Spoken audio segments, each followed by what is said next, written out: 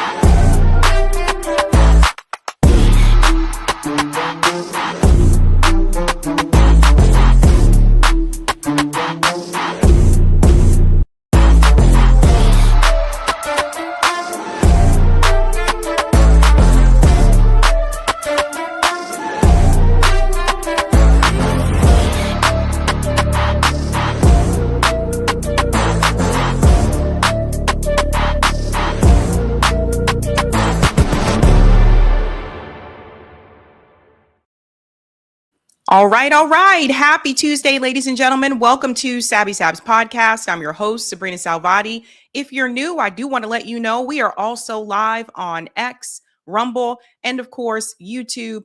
Welcome back, guys. We have so much to get into tonight. Tonight's theme is mind games. It appears that they are playing mind games with us. Yes, that is the establishment, but we are here to debunk these mind games tonight. First and foremost, let me go ahead and give some shout outs to people in the chat, ladies and gents. We will do call in tonight after the show. I'm pretty sure you're going to want to chat when you see tonight's stories. Lots to discuss. Shout out to I Know Myself, says Muggsy Trumpkowski strikes again, shaking down a child for his candy money. Greetings Topaz says he's not a good leader. Stop caring for the laws and co-founders. Did they merge our military? What a disaster. Greetings, CBC Voter says, happy Tuesday, Sabby Sabs and Eric. Shout out to Blockbuster says, hi. Greetings, Michael says, test. Shout out to Cloudness says, break it up, chop it up, cut it up, tuck the end tail, the filter out and roll it up, light it up, hit it, hold it, pass it, puff, puff, blow it up. Salute to Sabby Sabs and everyone in the chat, B1 fam. Greetings, Silver Surfer says, Sabby Phil Scott gave you a shout out on his show yesterday. I saw that. But thank you for letting me know. Greetings, Steinbar says, hi, Sabby. Hello. Shout out to Ellen says, JB sent us. Greetings. Yeah, JB show was really good today. If you haven't seen it, make sure you check it out. He had Chairman Amali Yashatella on his show. Greetings, Randy. Good, brutally hot evening, Sabby and my revolutionary comrades. Yes, I hope all of you are staying cool. We're back up in the 90s again, so it's hot and it's humid. Greetings, Salma says Ayatollah means sign of God in Christianity plus Judaism and Islam. Free Palestine. Shout out to Little Wisdom says the crowd is making its way to the theater. Greetings, Mr. Moto says the sky may look a little bit orange, milky, or hazy over the next couple of days as a plume of wildfire smoke is traveling 100 miles directly into the northeast. I did notice it was kind of smoky today. This happened last year around this time as well. Greetings, Rich says Donnie is 1000% war profiteering. His agenda is unsustainable. Any moment, Taco Donnie will taco. Shout out to Little Goddess says, happy Tuesday, everybody. Greetings, Gregory Sane says, What about compromise, sellout, and disappointing Obama? No black people should ever trust or support him or Trump. Both are liars and warmongers. I call one Satan and the other one Lucifer. Well, shout out to Matthew says cheers. Greetings, Hannah says Trump is a disaster. Shout out to Wade says today, Sabby, today. Greetings, Doug says hi. Hello, Doug. Shout out, of course, to my producer, Eric. Happy Tuesday to all. Greetings, want to see more, says Popcorn. Shout out to James, it says incognito. I don't know what that's about. And greetings, Lorez says, hi, Sabby, Eric, Corey, and RBN fam. Hope everyone had a good weekend in the dystopia. Yeah, ladies and gents, I had a good weekend, and now we're back into the fold. We have so much to get into, ladies and gents. Like I said, this past weekend was crazy. Of course, you guys know we already talked about Lindsey Graham. He died. There's so much that's happening in Congress right now, as well as internationally. So we have quite a bit to discuss. Let's go ahead and give a shout out to everyone who is a Sabby patron. Thank you guys so much for your support. Really do appreciate you, fam. If you are interested in being a Sabby patron, I have 5 categories for you. We have the ultimate, the Sabinators. Don't forget about the Sabsters. They're pretty cool as well. We also have those Sabbies. They're not too shabby. You guys know how it goes. And last but definitely not least, we have members. All of their names are featured here. And you can also see their names scrolling across the bottom of the screen there on the ticker throughout the show. So welcome, and let's get into it. Let's get into it, ladies and gents. Okay, Grinder will cover Lindsey's funeral. That's interesting. People really got jokes for that one. Really got jokes. I didn't meet one person yet that showed some type of remorse for Lindsey Graham's passing. Okay, what are we going to discuss tonight, ladies and gents? Let's go ahead and show that beautiful thumbnail for you folks. Doobie doo. Tonight, we are discussing Donald Trump is declaring a new Iran war. Yes, you heard that right, ladies and gents. I'm going to explain to you why he's doing that. At the same time, because there's so much chaos that's happening right now in the Middle East, Saudi Arabia decided to bomb Yemen, and Yemen has responded to Saudi Arabia. That's why you see Iran's Ayatollah there, along with the Ansar Allah, also next to Donald Trump, because this is just all out war at this point across the Middle East. Yeah, Saudi Arabia, I told you they're sneaky. They were at the Ayatollah's funeral, but don't get it twisted. Like, they're still part of the empire, right? So we'll get into all of that. And of course, Donald Trump entertaining the new prime minister of Iraq, who visited him in DC just today. And I'm going to tell you what that's all about. So it's very clear what the U.S. is trying to do. We're also going to discuss, this is a big one that's going around. Barack Obama apparently has found himself entangled in the Michigan Senate race. Yeah, we're going to get into all of that. Haley Stevens is running against Dr. Syed, and this is getting really dirty. This race is getting nasty. It's a primary race. It's a big one, and it is a Senate seat. And now Barack Obama is implicated in this as well. I'm also going to show you what some of the voters are saying in Michigan. And I'm going to tell everybody right now, get ready, because the propaganda, the same propaganda that worked against Thomas Massey's voters, or the people who would have voted for Thomas Massey, that same propaganda is working against voters in Michigan. We're also going to discuss Mitch McConnell, alive, or is he? A new photo is surfacing around, apparently from Mitch McConnell's staff, and they are saying that Mitch McConnell is alive. But should you believe that photo? We'll get into all of that. We're also going to discuss, there seems to be this redemption train that is happening right now with Rahm Emanuel and, of course, Hakeem Jeffries. I'm going to explain to you why you should not partake in this so-called redemption of Rahm Emanuel and Hakeem Jeffries, especially considering what Hakeem Jeffries just did today. And last but not least, this is interesting. I've never talked about Boosie on this show, but Boosie is basically really angry.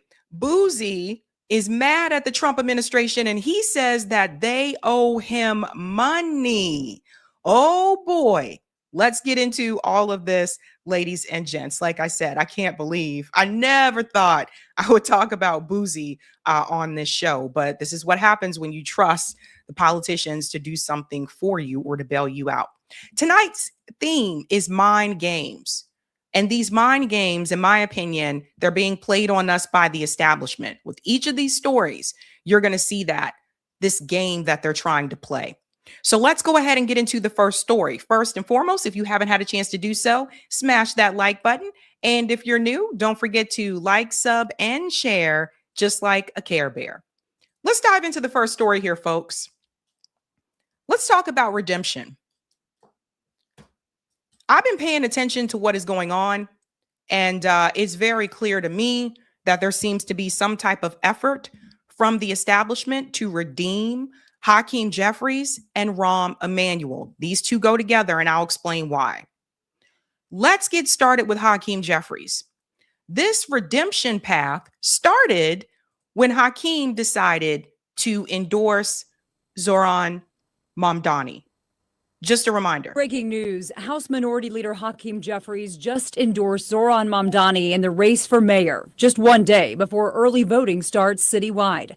The endorsement is the latest show of support for the Democratic Assemblyman from Queens. Mamdani, who remains the frontrunner in the polls, has been seeking Jeffries' endorsement since the two met in person over the summer.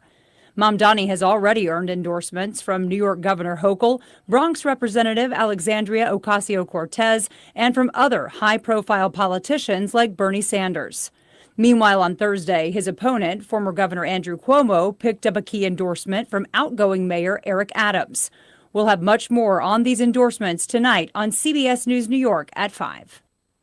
Okay, so let's jump right in here, shall we? I remember this when Hakeem Jeffries decided to endorse Zohran Mamdani at the last minute. And it seemed as though some in the Democratic Party and some not in the Democratic Party were saying Hakeem Jeffries is turning over a new leaf. And I didn't believe it then, and I still don't believe it now. They went as far as to say that Hakeem Jeffries should not face a primary challenge, that this is the one person that you're not supposed to run against, even though there was someone already running against him, Vance Bostic, who came onto the show. Left media wouldn't give him any attention. I think ultimately in the end, because he didn't get that attention, he wasn't able to raise much money. And so it is what it is. Chi Jose also wanted to run against Hakeem Jeffries. He's a part of DSA. He's also a part of city council in New York City. DSA came out against it and told him, don't do it. Now's not the time. So let me tell you why this whole now is not the time was a bad thing to say. Hakeem Jeffries, as most of us know, is very much in with the establishment, but Hakeem Jeffries takes a lot of money from the pro-Israel lobby. We've talked about it before on the show, and he's still taking that money. Even today, if you look at Open Secrets, Hakeem Jeffries is still taking a lot of money from Open Secrets, from the pro-Israel lobby. He also takes corporate money. So this is not a new thing. This is who Hakeem Jeffries has been. Now, for all the people who said, don't put a challenge against him, AOC came forward and she said that she would endorse him and vote for him as speaker because she needs his approval to help people with housing in New York City. I would say you really don't.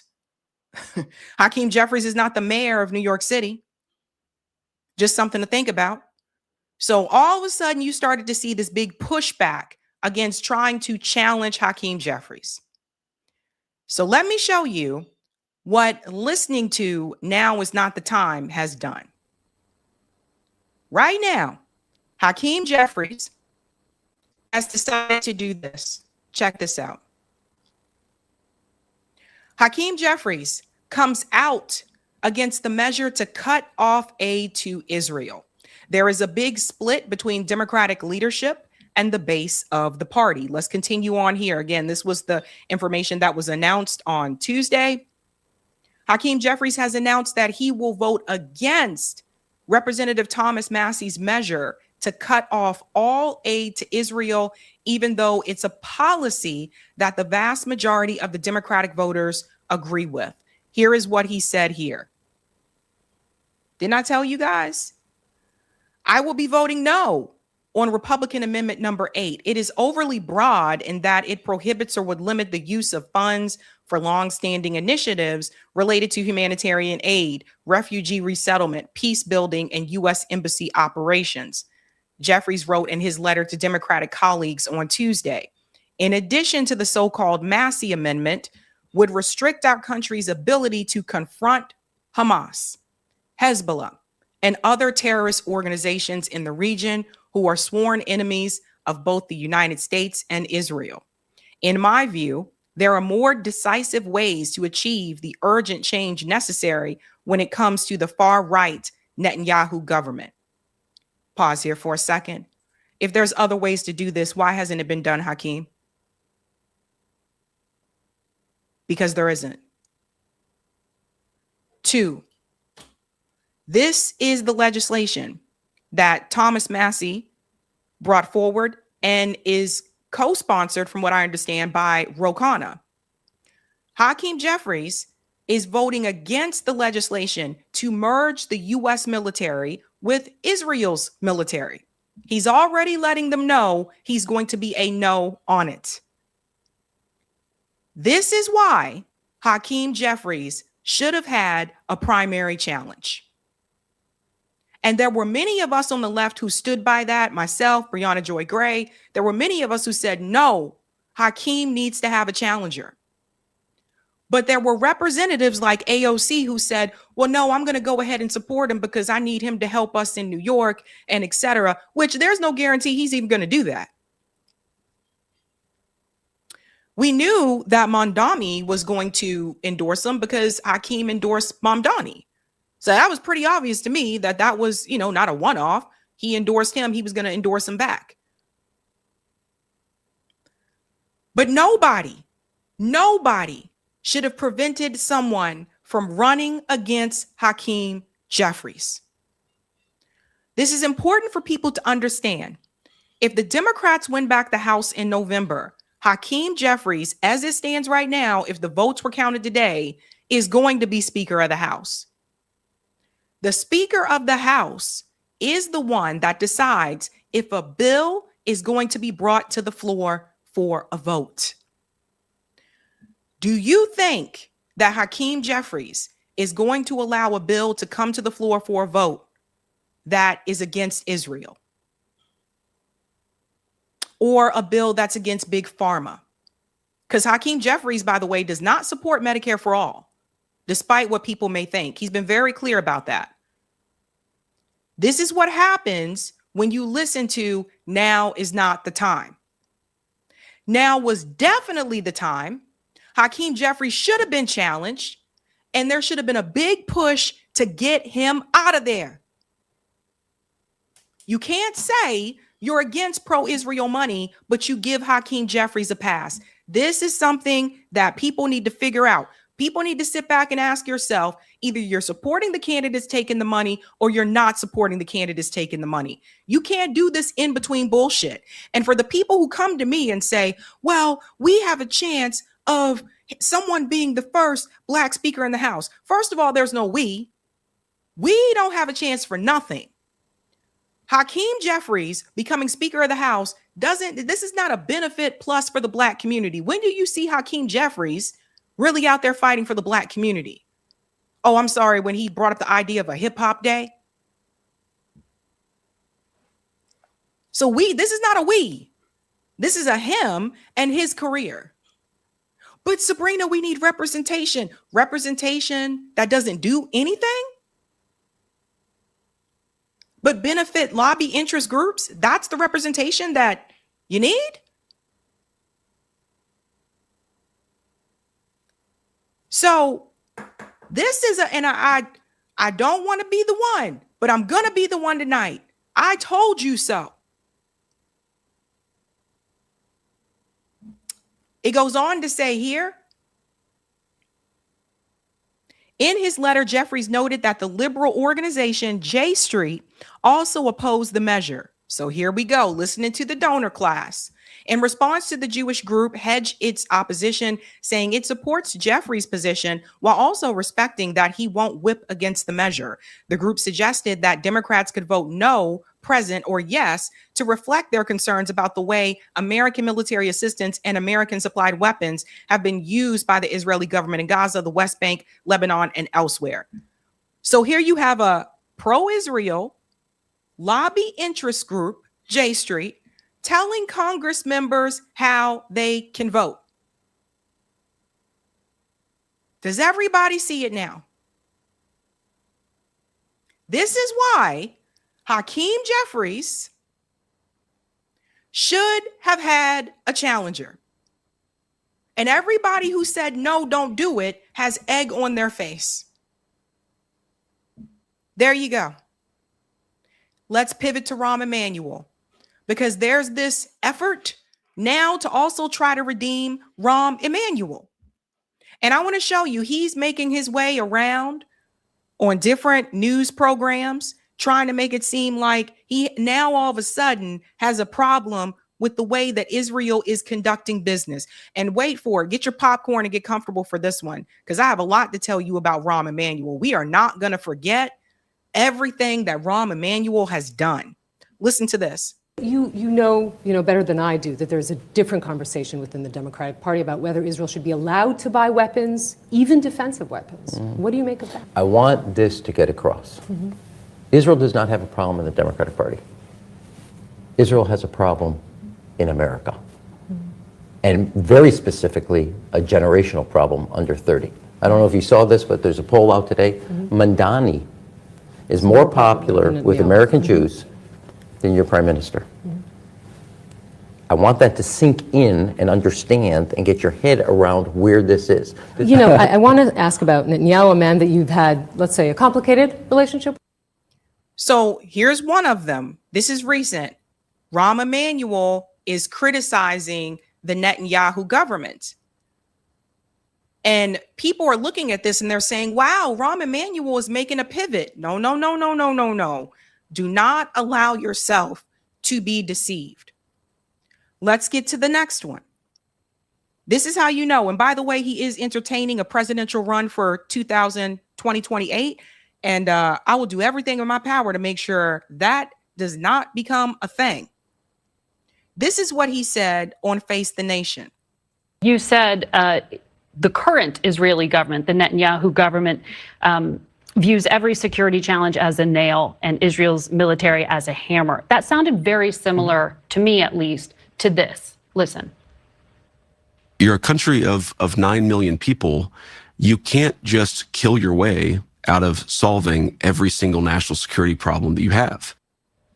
I imagine there aren't a lot of points of agreement between you and the Vice President, J.D. Vance, but do you see this Correct. on the right and left as a major shift in policy here for the United States that does not turn around? So two things, Margaret. In 2009, when I challenged, as Chief of Staff for President Obama, I challenged the Prime Minister directly.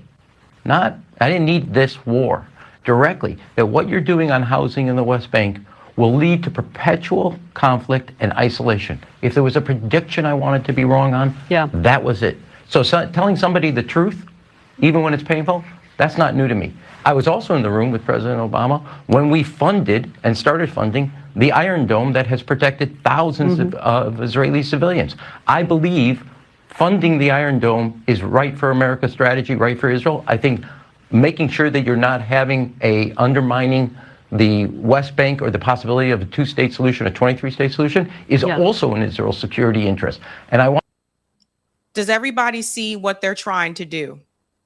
What they are trying to do is, the new talking point now is, we can stop sending weapons to Israel. Unconditional.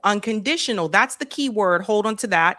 We can stop sending unconditional weapons to Israel, but we make sure that we continue to fund the Iron Dome so they can defend themselves. And where the problem comes in here is, like I told you, it's like giving a school shooter a bulletproof vest. So Israel can still continue to kill Palestinians And then they have this big shield to protect them so that the Palestinians can't fight back against them. That is the new talking point. Everybody peep the game and pay close attention to what people are doing. AOC is doing this talking point. Ro Khanna has this talking point. Rahm Emanuel has this talking point. And the key word you got to pay attention to is unconditional. And that's how they get away with saying we can give them defense weapons. I want to get back to those go hand in hand. And so my view is, take Syria, for example. Yeah. There's no more Assad. You have a head of Syria that is the transitway to Hezbollah from Iran of all their weapons. The Syrian head of state has said that Iran is a problem and that Israel and he should have a security agreement. Yes. Nobody's called. I said, I'll pay for the phone call charges. Pick up the phone and come to a security agreement where your northern part, Jordan is secure on the east, Egypt is secure on the south, Syria, you would actually have a security agreement. That breaks out. Yeah. Diplomacy, political strategy is dormant as a part of Israel's national security, and that therefore harms the United States. My number one goal, what advances America's interest? This alliance, if they don't change, the status quo today is unsustainable. I did it in the interest of America, the alliance with an ally that is isolated politically at home and abroad. No, and so Rahm Emanuel, like some others, have peeped the game that the majority of Americans, especially those who are Democrat voters, no longer support Israel. So what he is trying to do is they're trying to say it's Netanyahu's government. And let me explain to you why that's a dangerous talking point for Palestinian liberation. When you say it is just Netanyahu's government, that means that if you just replace Netanyahu and others in his government, then Israel can continue doing what they've been doing. Pay attention to that. That's why they're all saying it's just him, it's just the government. It's not. Zionism is an ideology that is ingrained in Israel and also outside of Israel. That didn't start with Netanyahu. It started long before him. So Rahm Emanuel is considering running for president for 2028. Now, I'm going to tell you who Rahm Emanuel actually is, because this redemption train, I'm going to make sure does not pull out of the station. It's sitting in the station right now. That's why he's doing these interviews. His ass ain't been relevant since the Obama administration. But we're going to make sure the train does not pull out of the station. Let's go back to Chicago. Rahm Emanuel was mayor of Chicago. Does everybody remember what Rahm Emanuel did when he was mayor of Chicago? One of the things is he closed over 40 schools in Chicago, public schools. That's one of the things that he did. Here's something else that he did. Let's all go back to Laquan McDonald, the 17-year-old boy. Listen to this. Former Chicago mayor and former U.S. ambassador to Japan, Rahm Emanuel, spoke at Tel Aviv University today. The potential Democratic presidential candidate delivered a tough love message to Israel. Unconditional support has produced a prime minister who has presumed that his strategic interests would incur no political costs if he ignored America's concerns about settlements and sparked a regional war. Unconditional support has allowed you to deny food and medical relief to innocent Palestinians. So let's hold on to that. We didn't get to Chicago yet. My bad. That comes later. You see what he's doing? So pay attention to those words, unconditional support, because that still means they can still give Israel support, but it shouldn't be unconditional. Now, let's stick with the geopolitics for just a second, and then we'll get to Chicago. My bad there. Rahm Emanuel volunteered for the IDF twice. Mondaweiss reported this because they were talking about Haaretz bragging about him being an IDF soldier while also being an American. Let's get into this. Rahm Emanuel, this is from Haaretz, what Mondaweiss had said from Haaretz. Rahm Emanuel was selected for his political skills and experience, not his background, but he is still unabashedly Jewish in every way, doing nothing to hide his family and personal ties to Israel. Follow me now. He served as an IDF defense volunteer not once, but twice. Despite this, during the 1998 Y plantation talks, the Israeli delegation was more wary of him than any other member of President Clinton's staff. Rahm Emanuel volunteered. The key word here is volunteer, because Rahm Emanuel grew up here in Chicago. But Rahm Emanuel's parents, the father was Israeli. His mom was European. She was Jewish, but she was European. That means he chose to do it. This isn't someone who was living in Israel, and once he turned 18, he had to sign up with the IDF. And by the way, you can still push back on that as well. People try to say that you can't, you can. He volunteered to go kill Palestinians twice. So ignore all the BS you are hearing from Rahm Emanuel right now, as if he all of a sudden cares about the Palestinian people. This is an act. It's something that he's doing to try to give Israel its credibility back in the United States, and also to prepare for a presidential run. Now let's pivot to Iraq. See, people forget about this one. Still on foreign policy. Rahm Emanuel supported Bush's position in Iraq. What I tell you, you cannot vote for anyone. Don't vote for anyone who supported the Iraq war. In the 2006 congressional primaries, Rahm Emanuel, then head of the Democratic Congressional Campaign Committee, helped organize a run by Tammy Duckworth. Tammy Duckworth was an Iraq war veteran with no political experience. Tammy Duckworth was running against a grassroots candidate named Christine Selelgis.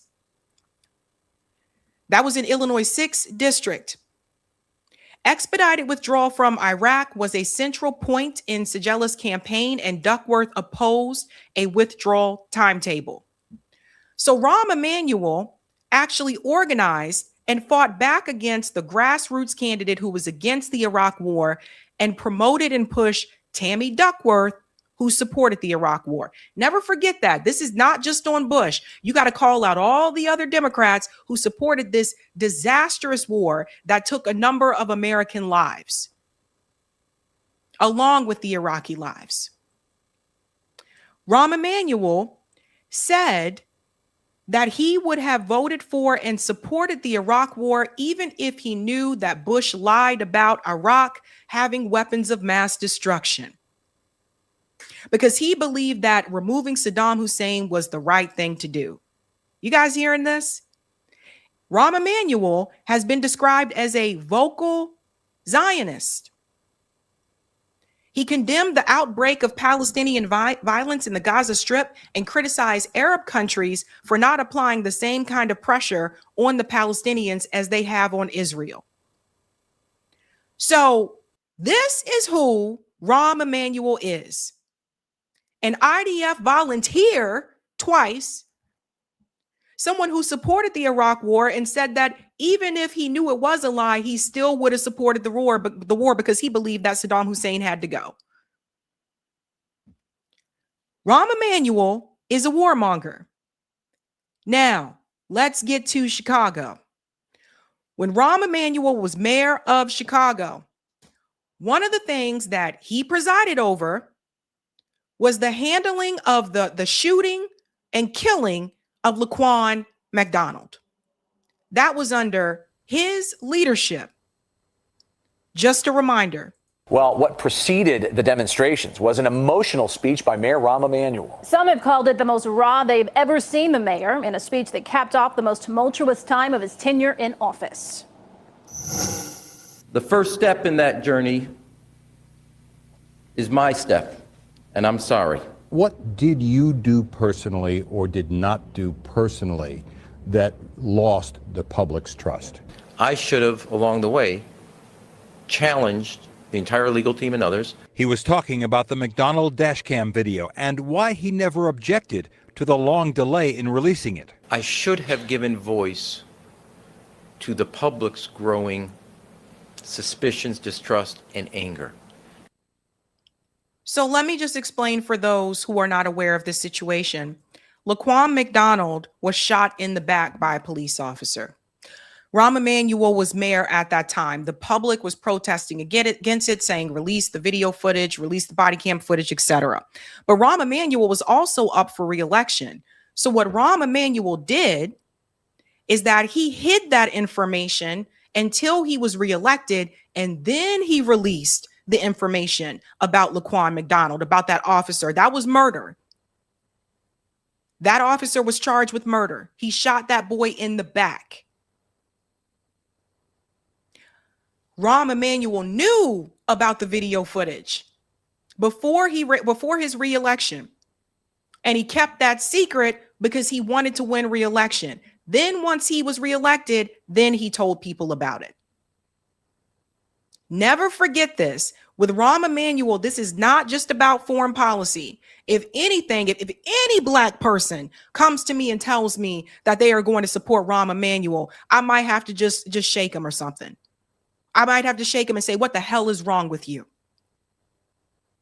That's how little he thought about the black community in Chicago that came out to support his election. And I did not, my voice is supposed to be their voice. During the speech, he also gave voice to what he called the unspoken reality of race relations and the police department, his voice rising and choking up at the same time as he recalled a question he was asked on the South Side this weekend. Do you think the police would ever treat you the way they treat me?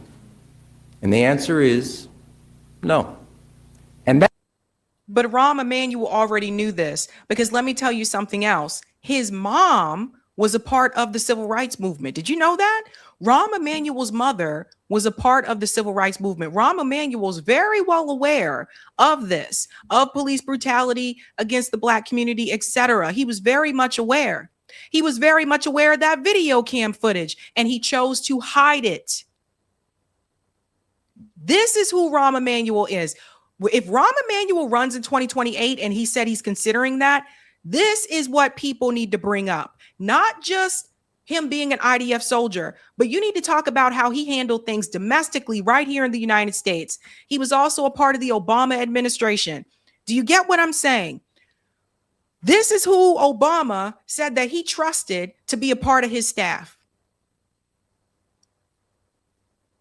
Never forget Laquan McDonald. And I can only imagine how Laquan McDonald's family feels hearing that this guy might actually run for president. That is wrong. And that has to change in this city. That has to come to an end now. No citizen is a second-class citizen in the city of Chicago. It was the only time the alderman reacted in any way to the mayor's address, the moment he seemed to break through and win them over, or at least get them to listen. And if I've done anything, I hope today is to finally touch some issues. They are very raw, that we as a city together will try to handle, do it without acrimony, and do it in a way that we can work together to hear each other. The mayor. So again, Laquan McDonald's that video footage, Rahm Emanuel already had it. He already had it, and he kept it hidden until after he was reelected, and then said, okay, well, let's go into an investigation. This is the type of person that Rahm Emanuel is. Now, I want you to pay attention to something. He was on Megyn Kelly's show not too long ago. Listen to what he says to Megyn Kelly about that situation. Let me just tell the audience what that is. So when Rahm was mayor of Chicago, there was an officer involved shooting of a black man named Laquan McDonald. Young man, yeah. And there was a tape of the incident that was kept quiet, kept not accessible by the public by a decision by you for a year. And then ultimately, you can correct me when I'm done. Yeah. And then ultimately you released it, and it did show that the officer was to blame and that he shot when he shouldn't have. And then there was an immediate drop in polling in support of you by especially the Black and Hispanic communities in Chicago. And some have never forgiven you for not releasing the tape earlier. You can correct me. As you're a lawyer, you know what the rules are as it relates in the middle of an investigation. So one, let me go all the way to the back. Laquan's uncle is a pastor on the West Side, big supporter of mine. And there's not a day or a week that goes by that I don't rethink what ifs. And you don't get a do-over in politics. You only get lessons learned applied forward. And I had thought I had fixed the system beforehand, and clearly the problems are much deeper. And I own that. That's why. But he knew those problems were much deeper. Again, he's from the area. It's not like he just moved to Chicago yesterday. He's from the area. This is not about when an investigation is ongoing. We have seen video footage released within that same week, going back before Laquan McDonald. Held onto it for a year so that he could win that re-election. And Laquan McDonald's uncle supported him, he said. So people got to wake up. People really got to wake up. These are the mind games that they are playing with us. Now, I want you to hear what he says here, because just to prove a point, listen to what he's saying also in that same interview where he criticized Netanyahu's government. Listen to what he said about Democratic Socialists of America. Check this out. You have been very vocal in your critique of Mayor Mamdani. You wrote in the Wall Street Journal that my party's future isn't Mamdani's New York. Are we Israelis following this closely? Perhaps are we Jews? Are we overhyping the Mamdani effect, or are Jewish lives in New York or in general under threat in the U.S. today? I don't support the Democratic Socialists. I don't support people that believe in open borders. And I also don't support people that were celebrating on October 8th. I don't think that they're the type of Democrats. I'm about winning. I don't give moral victory speeches on election night. I'm a believer in one thing. If you want progressive politics, you got to win, and you got to take a Republican district and make it a Democratic district. I don't believe those people represent the future, and I not only don't think they represent the future, they can't win elections in the states that count for winning the presidency. And without that, it's just after hours music. That's all it is. Well, I guess we'll have to see what happens in Michigan then, right? So the reason why I wanted you to hear what he just said here, and I have my own issues with DSA, but everyone needs to remember this when people tell you to go along with Rahm Emanuel for 2028 because he's not Trump or a Trump-like figure.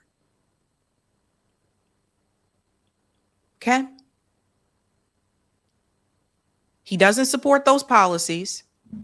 Fine, whatever, that's his right. But also, this is not someone that other people who are in Congress that do support those policies are going to be willing to work with, or he's not going to be willing to work with them. Do you get that? That's why I want you to see this video. So there is this redemption train that is trying to pull out of the station for Hakeem Jeffries and Rahm Emanuel. And I don't want my viewers to fall for it. Okay? Never forget who Rahm Emanuel is and what he has done. Don't forget who Hakeem Jeffries is. These two guys, they were bought a long time ago.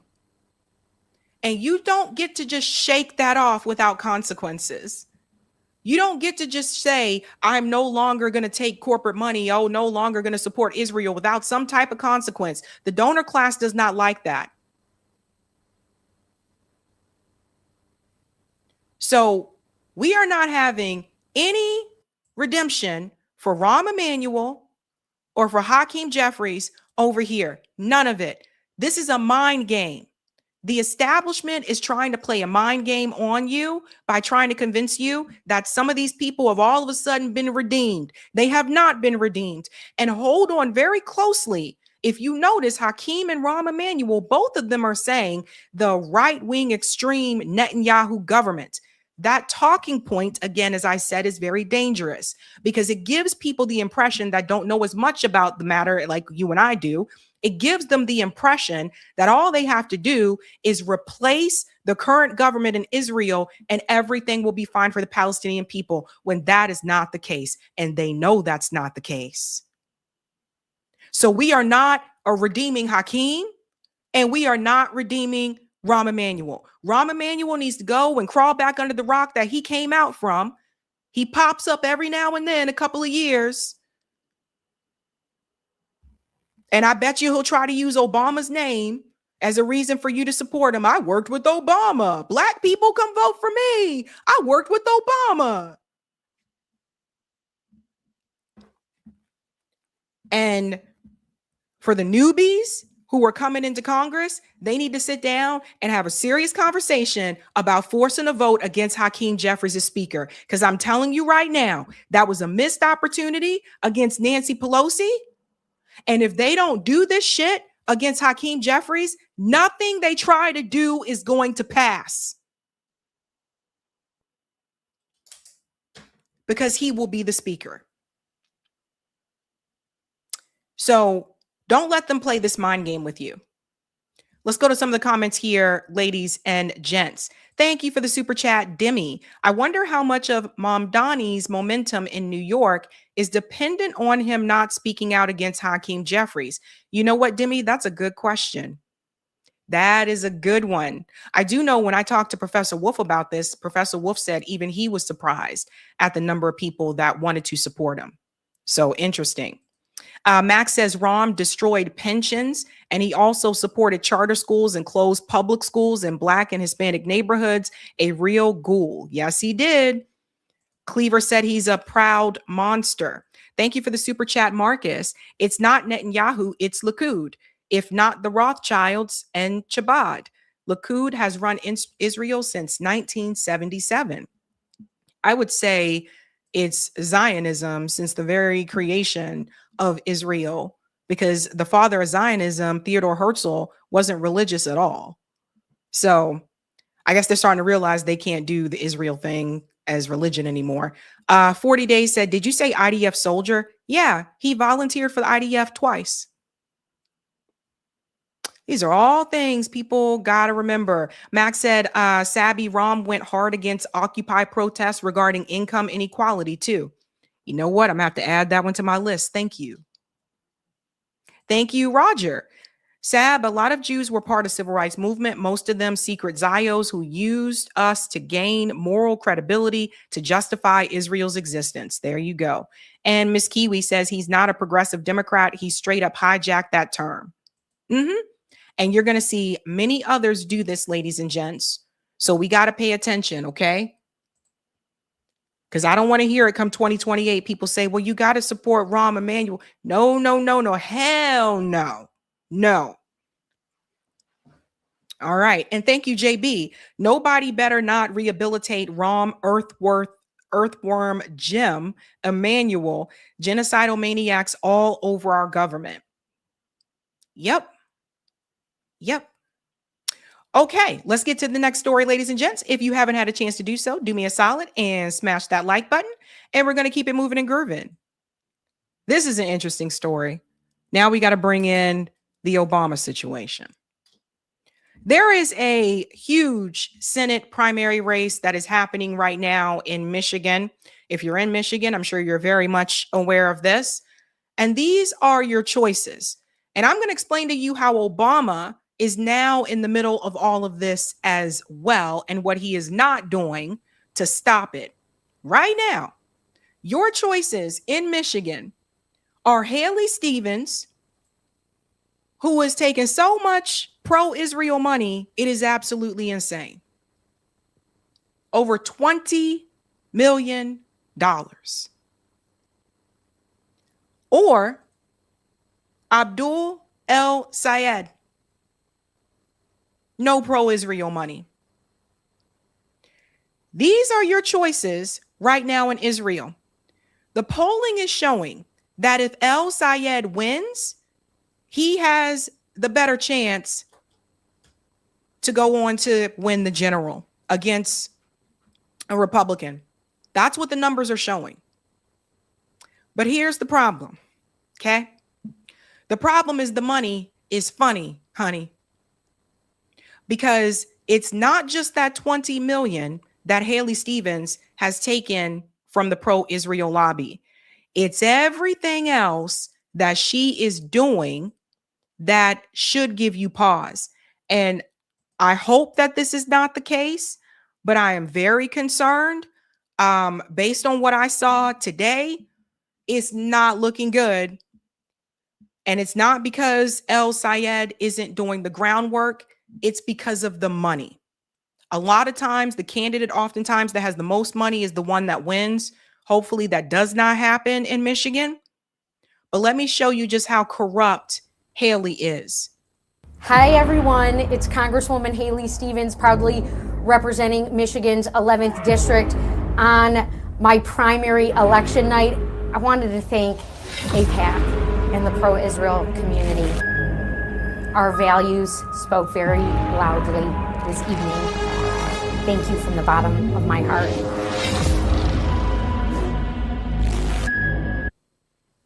This woman, who every now and then she kind of reminds me of that little girl in the movie The Exorcist. This woman has a lot of money and a powerful team behind her. And that's just one of the things that you should be concerned about. But also, she's goofy as hell. Here she is here recently. I am going to be working on our behalf. I am going to be telling the stories on our behalf. And you better believe I'm going to be doing it with a little bit of joy, a little bit of enthusiasm, a little bit of energy, and a little bit of stick it to them. Because that's the Michigan way.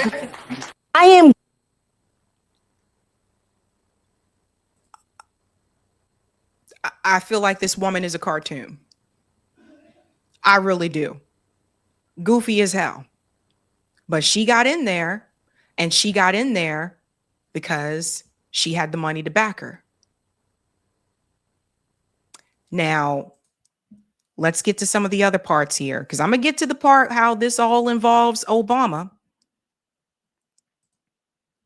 Here's something else that she said here. For those who are not aware, El Sayed was a part of the uncommitted movement. So he was one of the people that said, Kamala, I'm not going to support you or vote for you unless you withhold the weapons to Israel and an arms embargo. From what I understand, I think he ended up supporting her anyway, which is ridiculous. He shouldn't have done that. But she's actually trying to use that against him. Now, I don't think this is a winning message the way that she does. But this is what she said about it here. All I'd say is that those activities that happened a couple of years ago, who did that help? When you sat out 24, and look, that vote is an important thing. People are entitled to use it as they see fit. But we also need courageous leaders right now. We need leaders who are willing to take positions and lead transparently, compassionately around those decisions. You know, take them from the bottom up, take them from community. There's a reason why I keep community leaders, locked in my phone number available to them.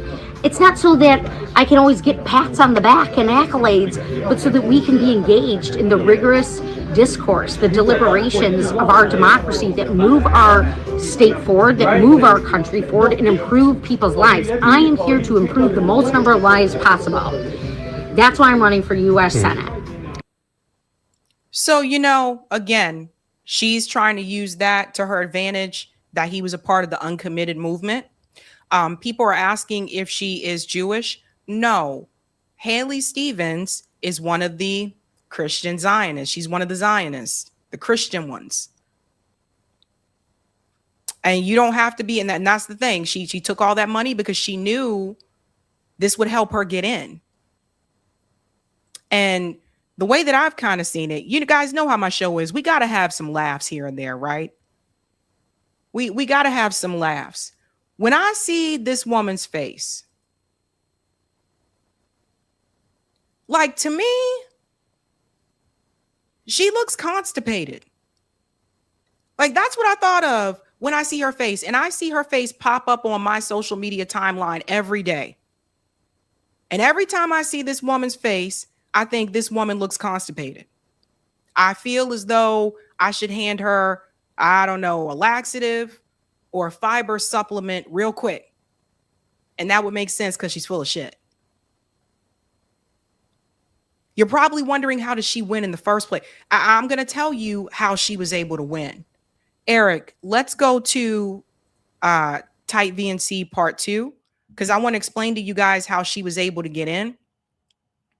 Because at the end of the day, unfortunately, there are a lot of voters that don't see what you and I see, and they don't look as far as you and I look, right? Here's the first one, the ads. This is the ad that her campaign just launched against El Sayed. Leaders of Democratic women's groups call Abdul El Sayed's attacks on Haley Stevens sexist and the same tired playbook used against women.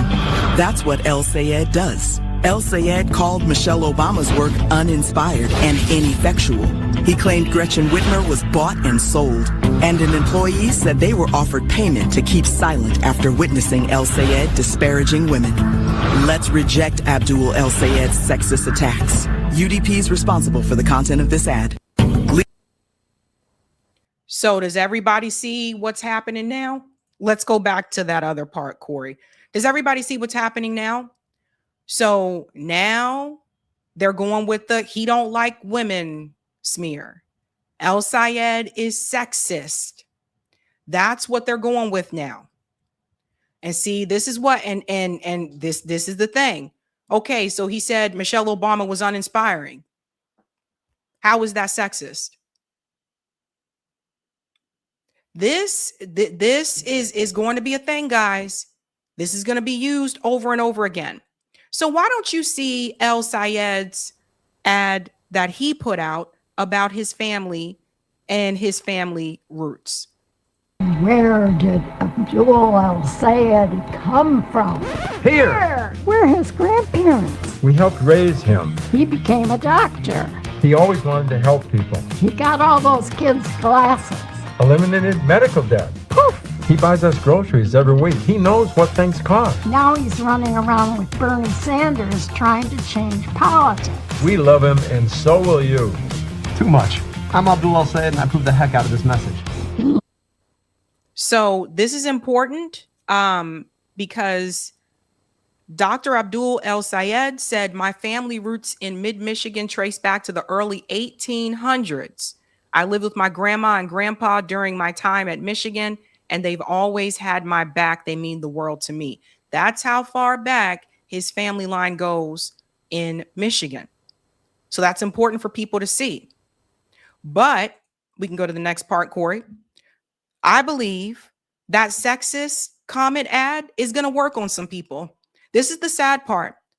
And I believe it because some of the other ads that she released that are already working on some people, like this Obama one. This is where Obama gets into the picture.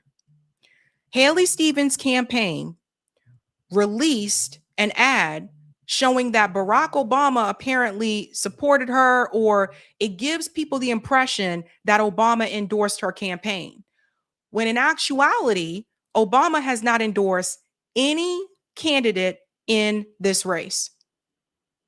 Here is that ad. This ad is working on a lot of people, and I'm going to show you how many people are falling for it. My husband worked at Ford for 41 years. My father worked for General Motors for 30 years. And when they came for our auto jobs, Haley Stevens stood up. She was chief of staff to President Obama's auto rescue. And Haley Stevens, by the way, she was a critical part of my team that helped the American auto industry come roaring back. That saved 200,000 Michigan jobs. She helped save jobs for my own family. If President Obama trusts her, so do I. Stronger Michigan is responsible for the content of this ad. Everybody see this? Okay, let's go back. And I'm going to debunk some things here. Here we go. My husband worked at Ford for 41 years. My father worked for General Motors for 30 years. And when they came for our auto jobs, Haley Stevens stood up. She was chief of staff to President Obama's auto rescue. And Haley Stevens, by the way, she was a critical part of my team that helped the American auto industry come roaring back. Okay, yes, she was part of his staff for that auto industry fight there. Yes, she was. That's true. However, this last part is not true. This video that they are showing during this ad is an old video. And they are showing it to make it seem as though Obama is saying this about her recently. Most people are not going to have the time to decipher this the way that you and I do. It's a 30-second ad. It goes pretty quickly and it's sneaky and it's grimy. And I'm trying to tell you guys, the same energy that was used against Thomas Massie when it comes to the ads, the same thing is happening in Michigan. And unfortunately, people are falling for it. Now, the part here at the end. That saved 200,000 Michigan jobs. She helped save jobs for my own family. If President Obama trusts her, so do I. Stronger. If President Obama trusts her, so do I. But ladies and gentlemen, Obama did not endorse her. And there are many people who saw this and they have decided that based on this ad alone, because they believe Obama endorsed her, they decided to vote for her. Some of them that you're going to hear from that already voted, they did early voting. Does everybody see how this game is played? Now, apparently don't seem to be any rules around this kind of thing, but this is another mind game that they're playing with people.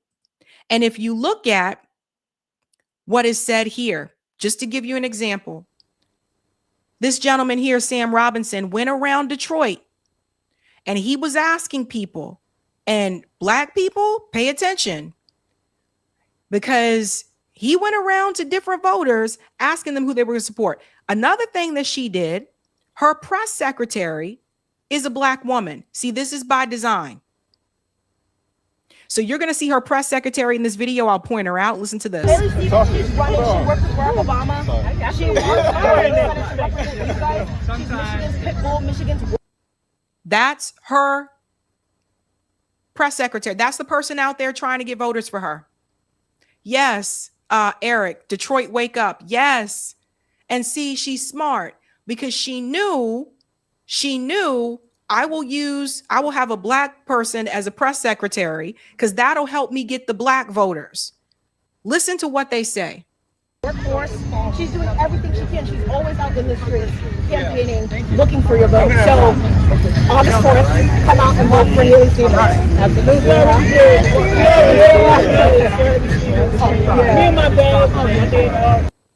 See this? One of the guys there said he already voted for her. Y'all see how this game works? Now, some of you may be wondering, well, why isn't, El Sayed, putting out a different campaign against this? I'm going to get into the money about the ads in just a second, but this is something I think that people need to understand. When you are running against these establishment candidates that put out these 30-second ads on TV over and over and over again, it is not enough to just have ads on social media.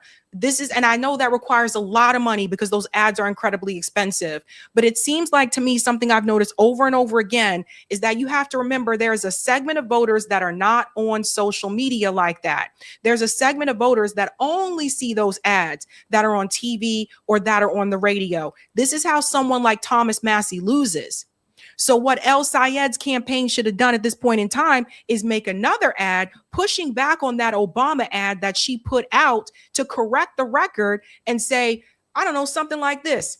Haley Stevens' campaign says that Obama supports her, but did Obama endorse her? No. Haley Stevens is telling people that Obama supported her campaign, when in actuality, Barack Obama hasn't endorsed anyone. Is Haley Stevens a liar? Can you trust Haley? Something like that. Anything like that. But you have to combat that. Otherwise, people continue to fall for it. Here's another one. I'm going to show you all these people who are falling for this here.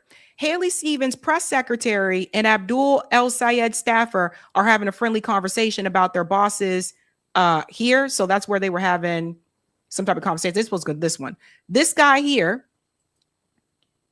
he's one of the big ones that fell for it. Why? Let's do it. What? Tell me why. Haley, why? Because Obama said so. That's the only reason. That's all you need. That's all I got. What's your name, brother? Hollywood. Hollywood, I'm saying. Yeah. All right. Let's do it. What? Haley, Tell me why. nigga. Haley, why? Because Obama said so. That's the only reason. That's all you need. That's all I got. What's your name, brother? Hollywood. Hollywood, I'm saying. Yeah. What I tell you, the only reason he said is because Obama said so, but Obama didn't say so. Now, Barack Obama could easily clear all this up. So why is he not doing that? Because Obama supports and backs and is part of the establishment. Barack Obama, you know, he loved to talk. He loved to give speeches. Barack Obama could give an interview or a speech today, tomorrow, and say, I appreciate that there's a challenging, robust race in Michigan, but I have not endorsed any candidate. And for that sake of this challenge, I have decided to stay out of this race. Thank you very much. Something like that. But he's saying nothing. He's letting the lie go on. This is the sad part about it, guys. So he knows he didn't endorse, but he's letting it go on anyway. Here's another one. This is important for people to see. Should be on this one here. Okay. Again, this is Sam Robinson, who went around asking people. DW and Donna Mills of Troy say that Haley Stevens' ad with President Obama is the reason they're voting for her. Here's another one. They put a lot of money behind Haley. We don't know a whole lot about him. I asked about AIPAC. The Mills said they aren't anti-Israel, but what is happening in Gaza is a genocide. Ladies and gentlemen, we got to have a conversation. We have to have a conversation with the boomer population real quick. And not all of them. I recognize it's not all the boom booms, but let's talk for a second. They said they understand that it's a genocide, but they're not anti-Israel. Two black folk. Then they say Barack Obama supports Haley, so that's who we're going to go with. We don't know a lot about him, about El Sayed. So let me get this straight, folks. The young man told you she's taking money from AIPAC. You admit it's a genocide that is going on, but you're still going to support Haley because Barack Obama, you believe Obama endorsed her. This is where we're at now. A lot of the people that fall for those ads and don't look further into research, again, no offense to nobody, but it tends to be the boom booms. This is what happened to Thomas Massey. They believed those ads that he was having a threesome with AOC and Ilhan Omar. They believed that. How can you fall for what they said makes no damn sense. No sense. Like, I literally want to knock on the door and be like, hello? That's a problem. When I say we got to have political education, I don't mean just political education during the election season. We need to have political education needs to be ongoing.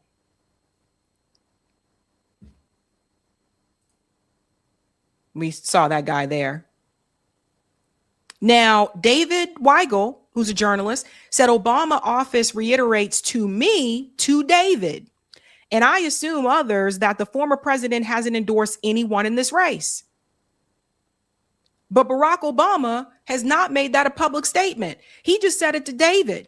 And David could write an article about it. But the reality is the people who saw the ad are not going to see David's article. You see the problem?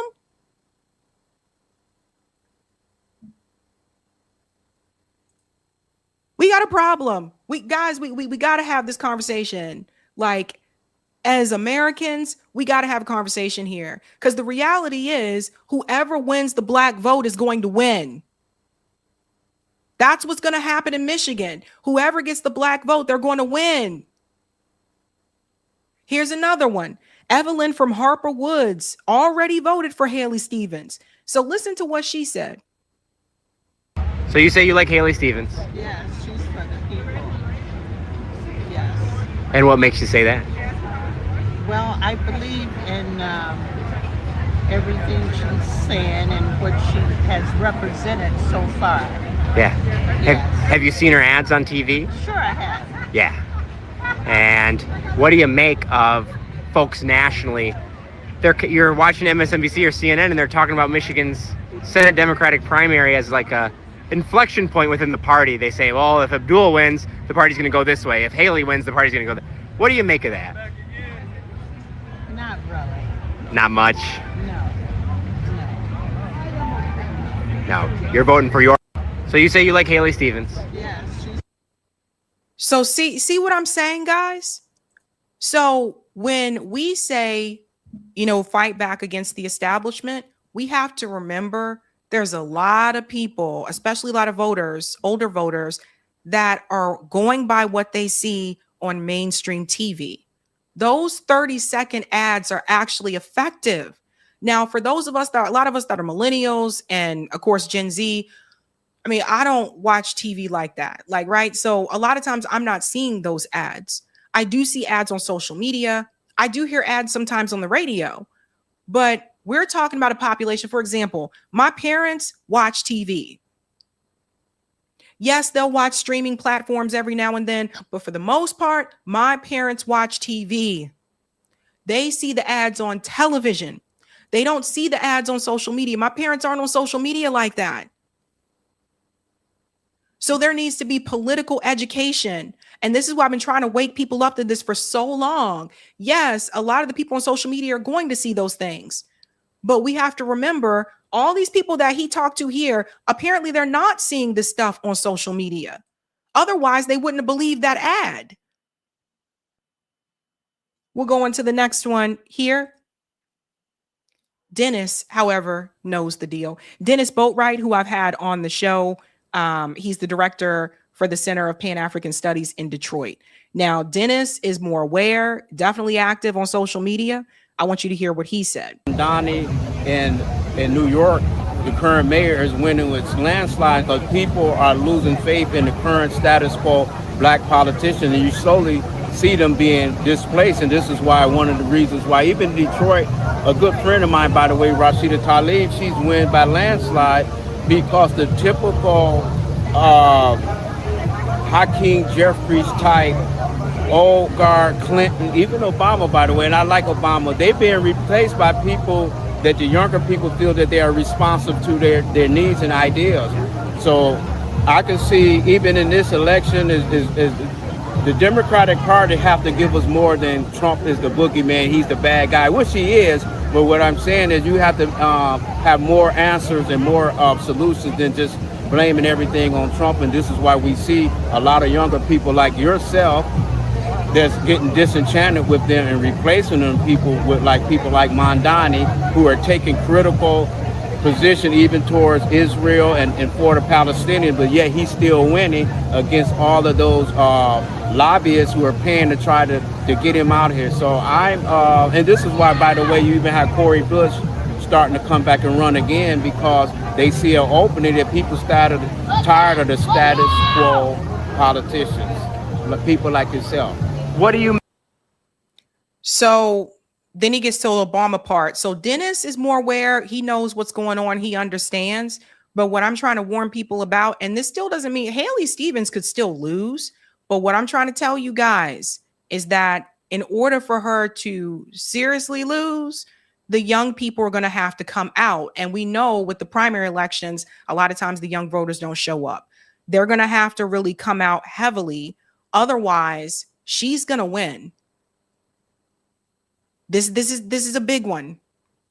And I really don't want constipated woman there. I really don't want that woman to win. I wish, El Said was not running in the Democratic Party. I wish he was running as an independent, but I also know how it is in Michigan as well, too.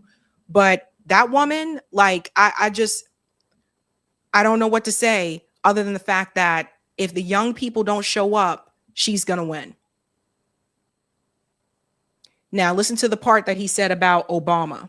Make of Obama being invoked in this Michigan Democratic primary race. He's in the ads with Haley Stevens. Of course, he hasn't weighed into this race specifically, but Haley is using him saying good things about her in television ads. And when I talk to people that have voted for Haley Stevens, they tell me that that's why.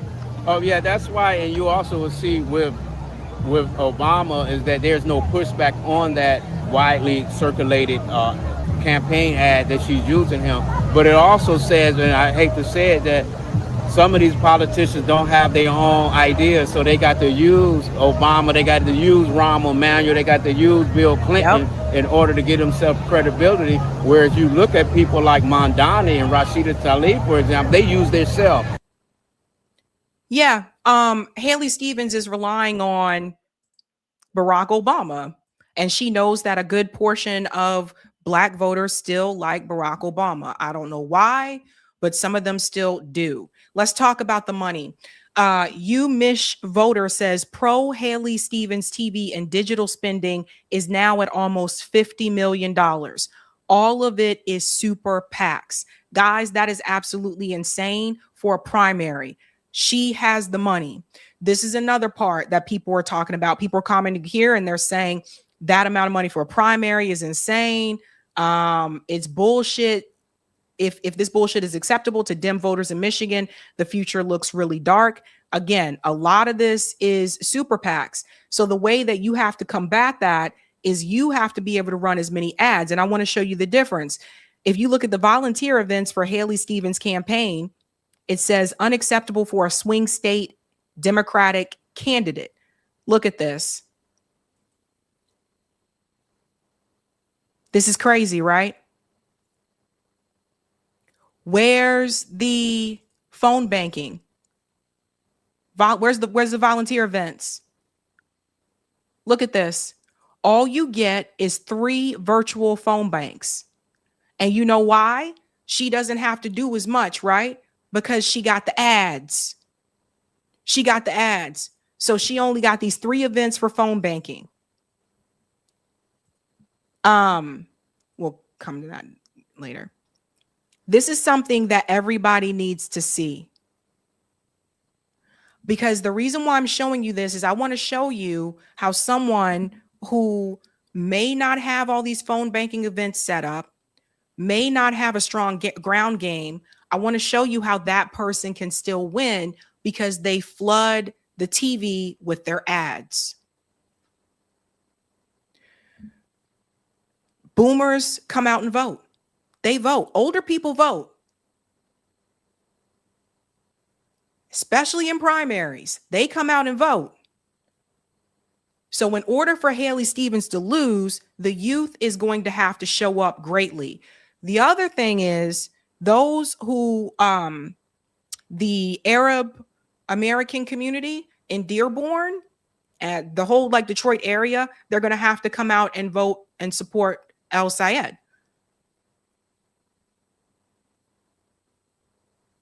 But it's like both of those things have to happen. Otherwise, he's going to lose. Now, the polls show that he's a little bit ahead of her, but we've seen this before. And Barack Obama, what I believe he should be doing at this point in time is he should be making a public statement that he has not endorsed any candidate in this race and that he saw the ad. You know, I gave you the example of the statement that he can make, but he's not going to do that because he is ingrained and part of the establishment. So there you go.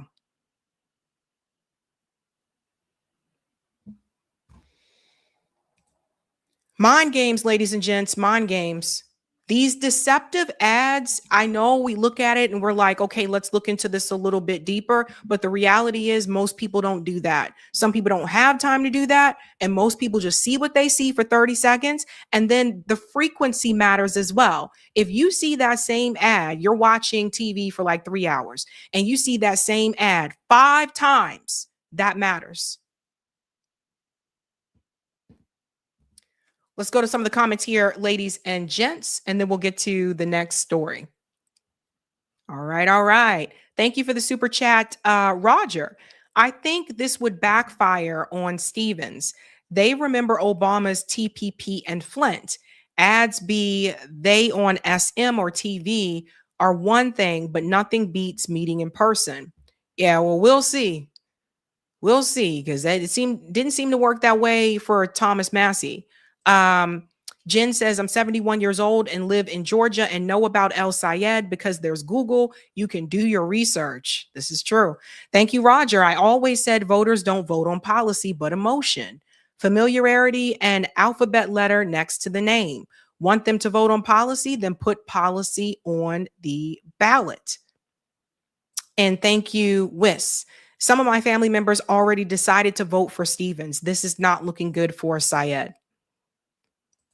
Yeah, it's wild, man. It's always harder for a newer person. Mr. Moto said they bought Thomas Massey's seat for around 27 million. Yep. Luke Nair said Sabby needs to be a consultant of some sort. I know myself, dang, Sabby, I believe you with that message. Oh, man. We used to have to make commercials in my programming and broadcasting class. We used to have to make commercials.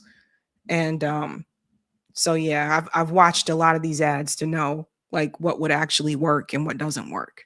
But I don't know, man.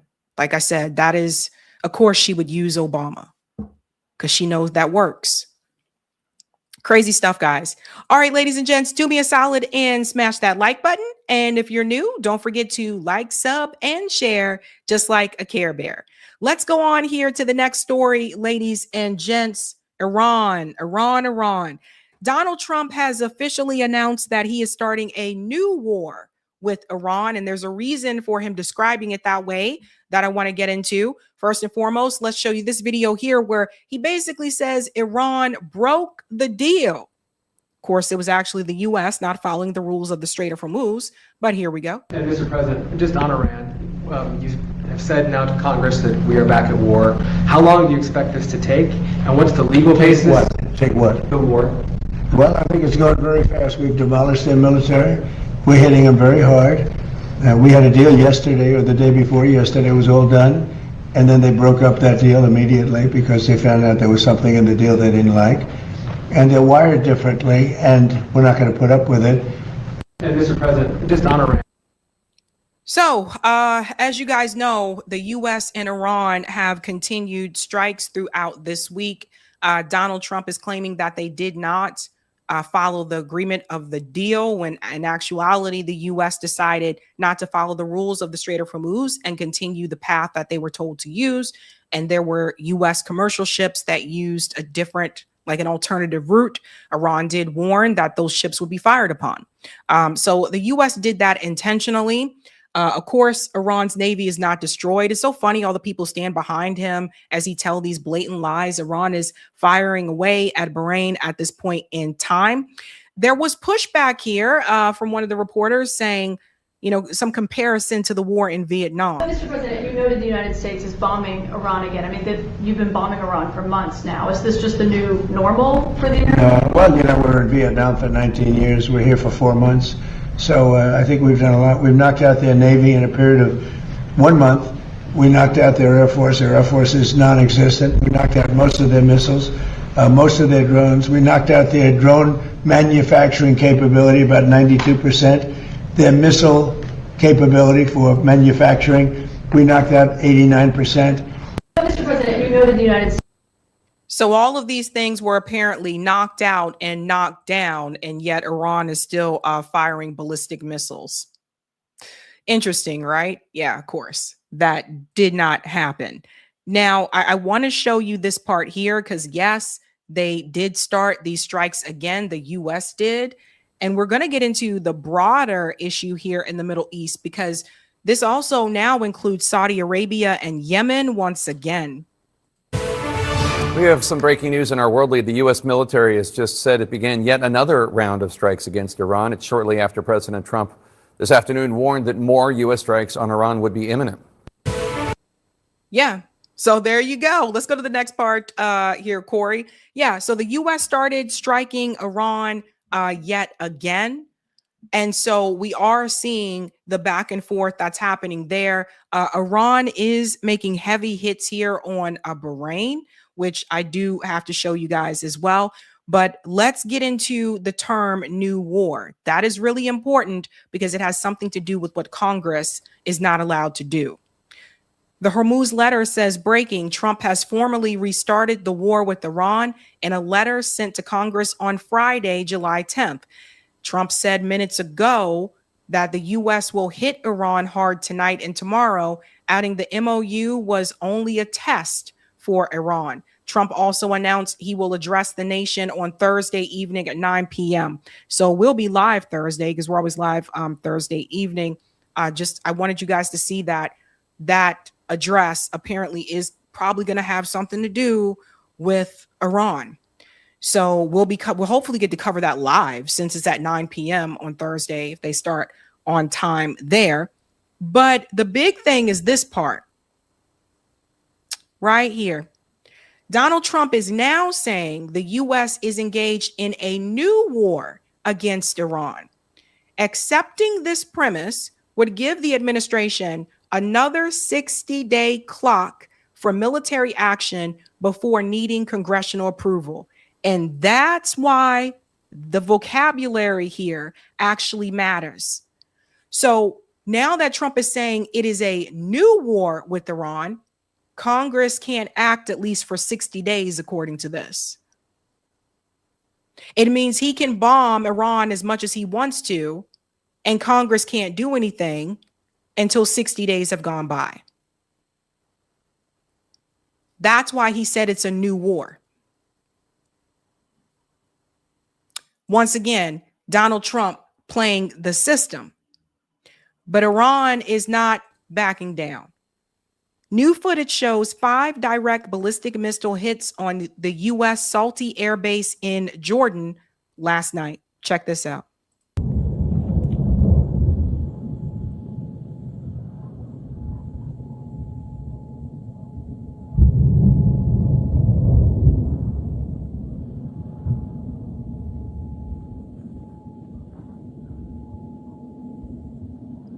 Here's the second one.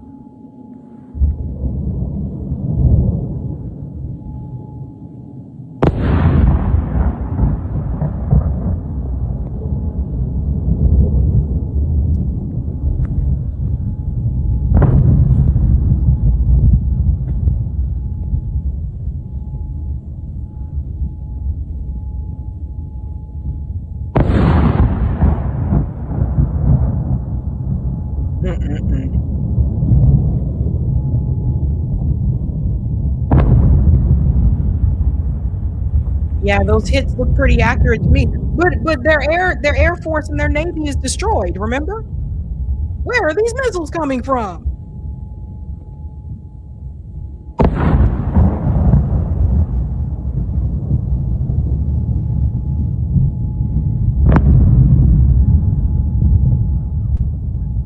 Whew. Yeah, but according to Trump, nothing to see there, folks. Nothing to see there at all. According to Trump. So Jordan, you let the U.S. bases reside there. Donald Trump also was caught on this mic here saying he used nuclear weapons in Iran. Now I'm going to tell you what I think this means. Listen to this. He's done a good job. If I wasn't around, or if Bibi wasn't around, especially the combination, Israel would not exist today. We wouldn't have hit him with the B-2 bombers. You know, they were going to have a nuclear weapon within 2 weeks. Had I not hit him with a nuclear, within 2 to 4 weeks, they would have had a nuclear weapon. And once they had a nuclear weapon, they would have used it. And you wouldn't even have Israel around. No, Bibi's good. Is there anyone in Israel better than him to do the job? Did you hear what he just said? So go back here. Let's go back. Is there anyone better than Bibi? Well, I don't know most of them. I know some of them, obviously. Listen carefully to what he said about the nuclear weapon. Job. If I wasn't around, or if Bibi wasn't around, especially the combination, Israel would not exist today. We wouldn't have hit him with the B-2 bombers. You know, they were going to have a nuclear weapon within 2 weeks. Had I not hit him with a nuclear, Had I not hit them with a nuclear. Donald Trump there is saying that he used a nuclear weapon on Iran. Now, of course, I think we would have known about that. I haven't heard Iran confirm that in any way, shape, or form. But let's say that did happen. That's a problem. Let's say it didn't happen. Why would Donald Trump say it? Is he planning on using a nuclear weapon against Iran? This is something to think about. And the reporter doesn't even catch it. The reporter goes on to talk about Netanyahu. Let that walk right out. Didn't even catch it. And now we have another problem. Saudi Arabia, the flip-floppers, they decided to bomb an airport in Yemen. You can see it here for yourself. Like I said, this is escalating to a whole new level.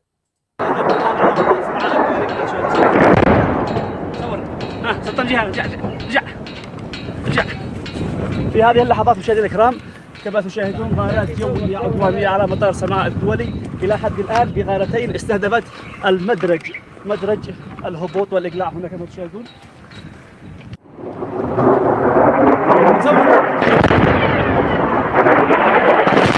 الآن غارات عدوانية متواصلة.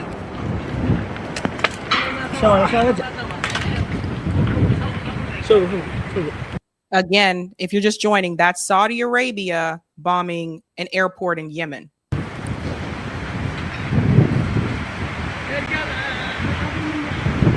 أربع غارات.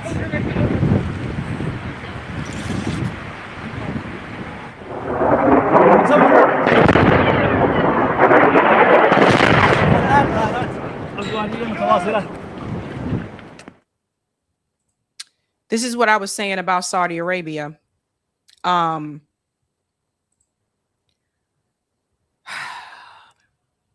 Saudi Arabia has bombed Yemen so much over the years. There was a humanitarian crisis in Yemen. I talked about this before, and people were starving in Yemen because of them, right? There was legislation at some point that Bernie Sanders was supposed to bring to the Senate floor to basically stop the U.S. from sending arms to Saudi Arabia. So as I tell you that this is Saudi Arabia that is bombing Yemen, you have to know that those are our weapons. That's important to note. Now, of course, Yemen is not going to put up with that bullshit. Yemen government just declared war on Sana'a, saying their patient has run out over the Iranian aircraft en route to Sana'a to break the siege. This will be Saudi Arabia. War on Saudi Arabia. I'm just going to read this along with you here. Bismillah ar-Rahman ar-Rahim. Alhamdulillah wa salatu wa salam ala Rasulillah Muhammad ibn Abdullah Sadiq al-Amin. Praise be to Allah. قال تعالى أذن للذين يقاتلون بأنهم ظلموا وأن الله على نصرهم لقدير صدق الله العظيم. بيان القوات المسلحة اليمنية لمن Here's the statement from the Yemeni forces to its representatives in a special way. جسديها بشكل خاص وللشعب اليمني بشكل عام. And to the people of Yemen, the legitimate, that's important, Lebanese government has tried. لقد حاولت الحكومة الشرعية اليمنية وبالتعاون مع المجتمع الإقليمي with cooperation with the community with all diplomatic and legal means. دولي وبكل الوسائل الدبلوماسية والقانونية إقناع النظام الإيراني to convince the Iranian regime and the militias of al-Inqilab and al-Houthi in Sana'a وميليشيات الانقلاب الحوثي في صنعاء بالعودة إلى جادة الصواب to return to a straight path without invading Yemen's airspace. عدم اختراق الأجواء اليمنية بالطيران الإيراني وهذا الاختراق ليس الأول إنما The invasion is not the first, it was different from its عن predecessor. سابقيه بالتحدي للشرعية الدولية فنحن في هذه اللحظة In challenging international issues here, saying that patient has been spent, so they are losing patience. نقول نفذ الصبر وعليه سنقوم بالرد المناسب على هذا العمل الغاشم On this work of Ghasham al-Ghadir. القادر وبالتصدي والتعامل مع And by fighting and dealing with the opposing aircraft الطيران المعادي المنتهك للأجواء والسيادة that is too violent for Yemeni airspace. اليمنية وبجميع الوسائل المتاحة حتى نلقن العدو And with all available means until we defeat the enemy. درسا يسمع به القاصي والداني وتعلم به الأجيال اليمنية القادمة ويعرف الجميع أن لليمن شعبا وقيادة. Everyone knows for Yemen and its people and his leadership is defended يدافع عنه برا وبحرا from it, and we carry the Iranian regime جوا مهما كانت العواقب، ونحمل النظام الإيراني كامل المسؤولية full of legal and moral responsibility. القانونية والأخلاقية. والله أكبر والخزي والعار لمشروع الإمام. Allah is great and shame for Imam's project. وداعميه والسلام. This is getting bad, guys. Like this is this is not good. So Saudi Arabia has started this back up again with Yemen. Shonda said Yemenis are the most brave people in the world, matching the Iranians. They will never submit to a Saudi regime, which is controlled by the West. Yeah, and that's important for Saudi Arabia to know and understand. There is a call that went out telling people to leave Saudi Arabia. I want to show you guys one of those hits here. Striking images show an explosion at Abha International Airport in Saudi Arabia. So let's go ahead and bring this one up here.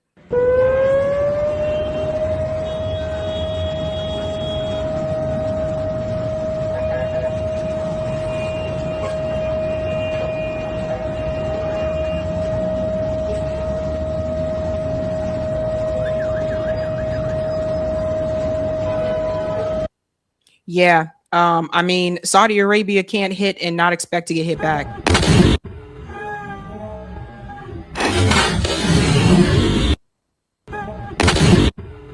Yeah, that one's a woof one.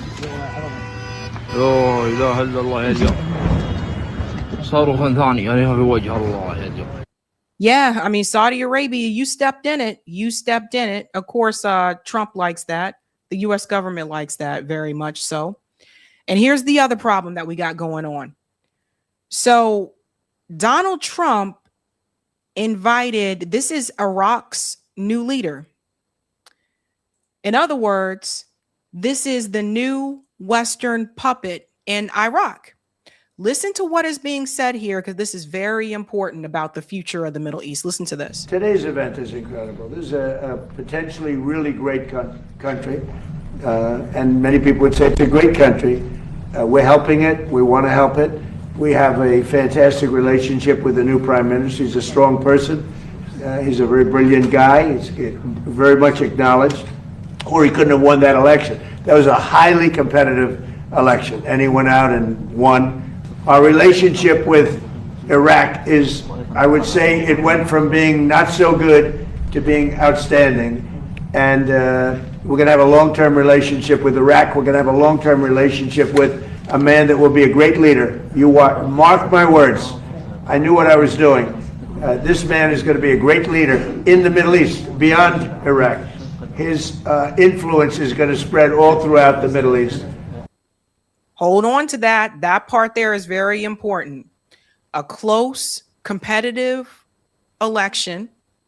So we know the U.S. probably moved their hands there in Iraq to get this guy to be the winner, because he's going to operate on behalf of the West. And then two, he said he was going to go on to do what? Listen to this. This man is going to be a great leader in the Middle East, beyond Iraq. His influence is going to spread all throughout the Middle East, and we're very happy about it. And we are very happy to have you with us. Thank you. This man is going to go on to be a great leader beyond Iraq, and his influence is going to spread throughout the Middle East. In other words, it is very clear to me, and you'll see this when we get to the clip about the troops in Iraq.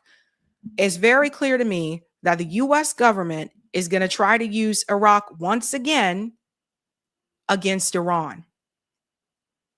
This guy is just another Western puppet. They've been installing them all over the Middle East. Same thing with Jordan. Same thing with Egypt. They're installed. So I want to get to the mind game portion here, that some people, I think they saw this and they said, well, this is a good thing not to have U.S. troops in Iraq anymore. Yeah, that's a good thing, but I'm going to tell you why. anymore. It's a very a big operation. And what we do have is the oil companies are all going in now, and they're doing partnerships with Iraq, and they're getting along very well. The relationship is a whole big relationship where we don't need the military there. We're there to help them. We're there to protect them if need be, but we don't think that's going to be necessary. And their primary, I consider an opponent. They might have considered a friend, but I consider that an opponent was Iran, was a big burden on Iraq because they were the bully of the Middle East, as you know. And we were just talking about that, but they're not going to have that problem anymore because Iran has been very much destabilized, and really their military power is just a tiny fraction of what it was just 4 months ago.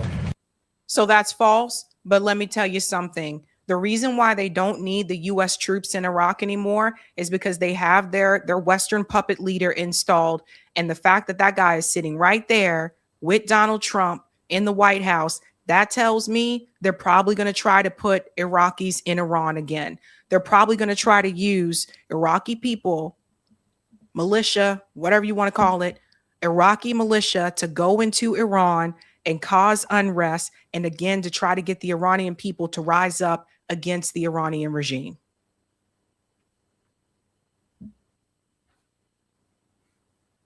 This is why Donald Trump is saying we don't really need U.S. troops in Iraq anymore. They can go ahead and pull them out, and he's going to work with this guy, and this guy is basically going to do his bidding to go against the Iranian people or anybody that's part of the resistance. That's what he's going to try to get them to do. And Eric hit the nail on the head. Oil. Remember, there's still a lot of oil there. So a lot of this is about money and resources. So they're not going to have that problem. I think that it's really, in a sense, it's given them freedom to do what they have to do. And I think that's one of the reasons that our oil companies are going in there at levels that have never been seen before. So there you go, guys. This is the next game. Because see, the NATO countries didn't jump in to like help the way that he wanted them to. So he's going to other people. I mean, he's right here bragging about how he killed Soleimani. Country, and I actually think the leaders of Iran were afraid of Soleimani. But I killed him. And by the way, with him went a very bad person also. They happened to be meeting each other at the airport. And a very bad person from Iraq happened to be a leader of Iraq, happened to be killed in that same incident. So I don't know if I did you a favor or not. I've never asked you that question. You probably would know better than me. But no, I think that what we've done to Iran is we've taken away almost all of their military capability. See, you know what is going to happen too, right? Everybody get ready for the gas and the oil situation again too, because I announced this on Sunday that Iran said they were closing the Strait of Hormuz again. And so again, that means the oil prices are going to jump back up again. And Donald Trump is just playing the market. The oil prices don't impact him the way it impacts the everyday working person like you and me. And so this is going to be bad. This is going to be bad. Be prepared for what you may hear in the news that the Iranian people rose up against the regime. Willing to bet you, because he tried to arm the Kurds and they wouldn't do it. Now he got this guy, he's like, yeah, his influence is going to be throughout the Middle East, which means he's going to serve Israel and he's going to serve the United States government. Explain. He has to hear that. Go ahead. هو بيسأل عن قاسم سليماني وانه كيف تم قتله على يده في الولايه الاولى له في عندما كان رئيسا للولايات المتحده. فالفكره هو طبعا كان شخص ذكي جدا وعبقري لكنه كان شرير بنهايه المطاف. وفي حادث استهداف وقتل عراقي. Yeah, so she's translating there. So this guy's betrayed his own people. You know what, guys? This shit is wild. This shit is wild. He goes on to talk about how they're getting rid of Iran. And this brings up the nukes question again. Mr. President, my question for you, the Prime Minister, Ali Zaidi, has launched a campaign to bring weapons held by militia under the control of the state. How does your administration support him to accomplish this vision? My second question, how do you envision the future relations between Kurdistan region and Iraq? I think everything is going to work out. I think people are, the Middle East, believe it or not, is coming together. We're getting rid of the bully of the Middle East. Iran was the bully of the Middle East. They bullied Iraq. They bullied every country. There was fear all over the Middle East with other countries. I understand that, but there was fear. But there's no fear anymore because their military capability has been knocked to hell, and there's no fear. I think the Middle East is coming together like it's never come together before. You can't have a dominant factor like Iran that would kill 52,000 protesters. You know, they killed, nobody likes talking about that. I don't like to. So notice how the number keeps changing. Now it's 52,000, which we've proven on the show that was false, that a lot of those attacks were Mossad agents. Remember, Israel even admitted to that. But notice every time he brings it up, he keeps increasing the number. This is really important. You know what number they didn't want to increase? All the Palestinians that were killed in Gaza. They wanted to keep that number under 100,000 for as long as possible. We know it's way more than 100,000 people in Gaza that have been killed. So when he says we're going to get rid of them, what exactly does he mean? How do you get rid of them? Is he going to nuke Iran? Talking about it. They killed 52,000 protesters. So the bottom line, all regions, I believe, are coming together. And I think this is going to be one of the great leaders right here. It's going to be one of the great leaders in the Middle East. Go ahead. Guys, again, hold on to that. This is going to be one of the great leaders, because that says a lot. He's going to be the one that goes against the resistance. So we got a lot of things going on. So let's not fall for the mind game of him saying, well, we're not going to have U.S. troops in Iraq. Okay, but make sure that you continue on with what else he said there, which is that guy, his leadership is going to spread throughout the Middle East. What that means is that guy is going to go against the resistance with the help of the U.S. government, also with the help of Israel. He's going to sell out the other Arab people there that are part of the resistance. He's going to sell out the Iraqi people. Remember, he's the leadership. That doesn't necessarily mean that's how the Iraqis feel. He's going to sell out the people and do the bidding of the West and the bidding of Israel. And a lot of this comes down to money.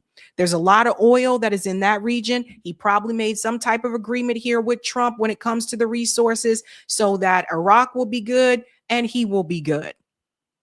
You know, people say a lot of things about Saddam Hussein, but one of the things I learned over the years, especially after talking to military people who are very much aware of the situation, is that whether we agree with Saddam Hussein's leadership or not is besides the point at this moment.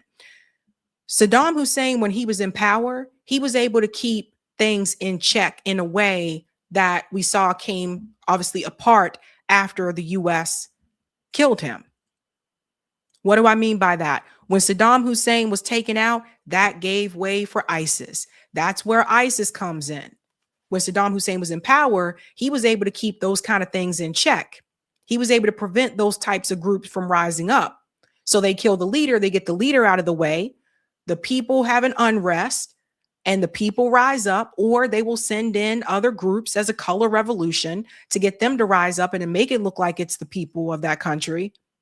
This happens all over the world, all over the world. And the West takes hold of that country and they do the bidding of the West. Problem is, they haven't been able to do this with Iran. And I don't think they know a way out of this. I really don't think that they do. The NATO countries didn't come in to help. So it looks like now he's going to try to get the new leader of Iraq to help. So there's that. Saudi Arabia and Yemen are bombing each other again because Saudi Arabia bombed the airport in Yemen. And every time, and you got to remember, these are American weapons that Saudi Arabia is using. So let's not fall for the mind game, folks. They try to make it seem like he's doing a good thing because he wants the U.S. troops not to be in Iraq. But at the same time, he doesn't need them there anymore because he got the puppet in that he needs to do what he wants to do.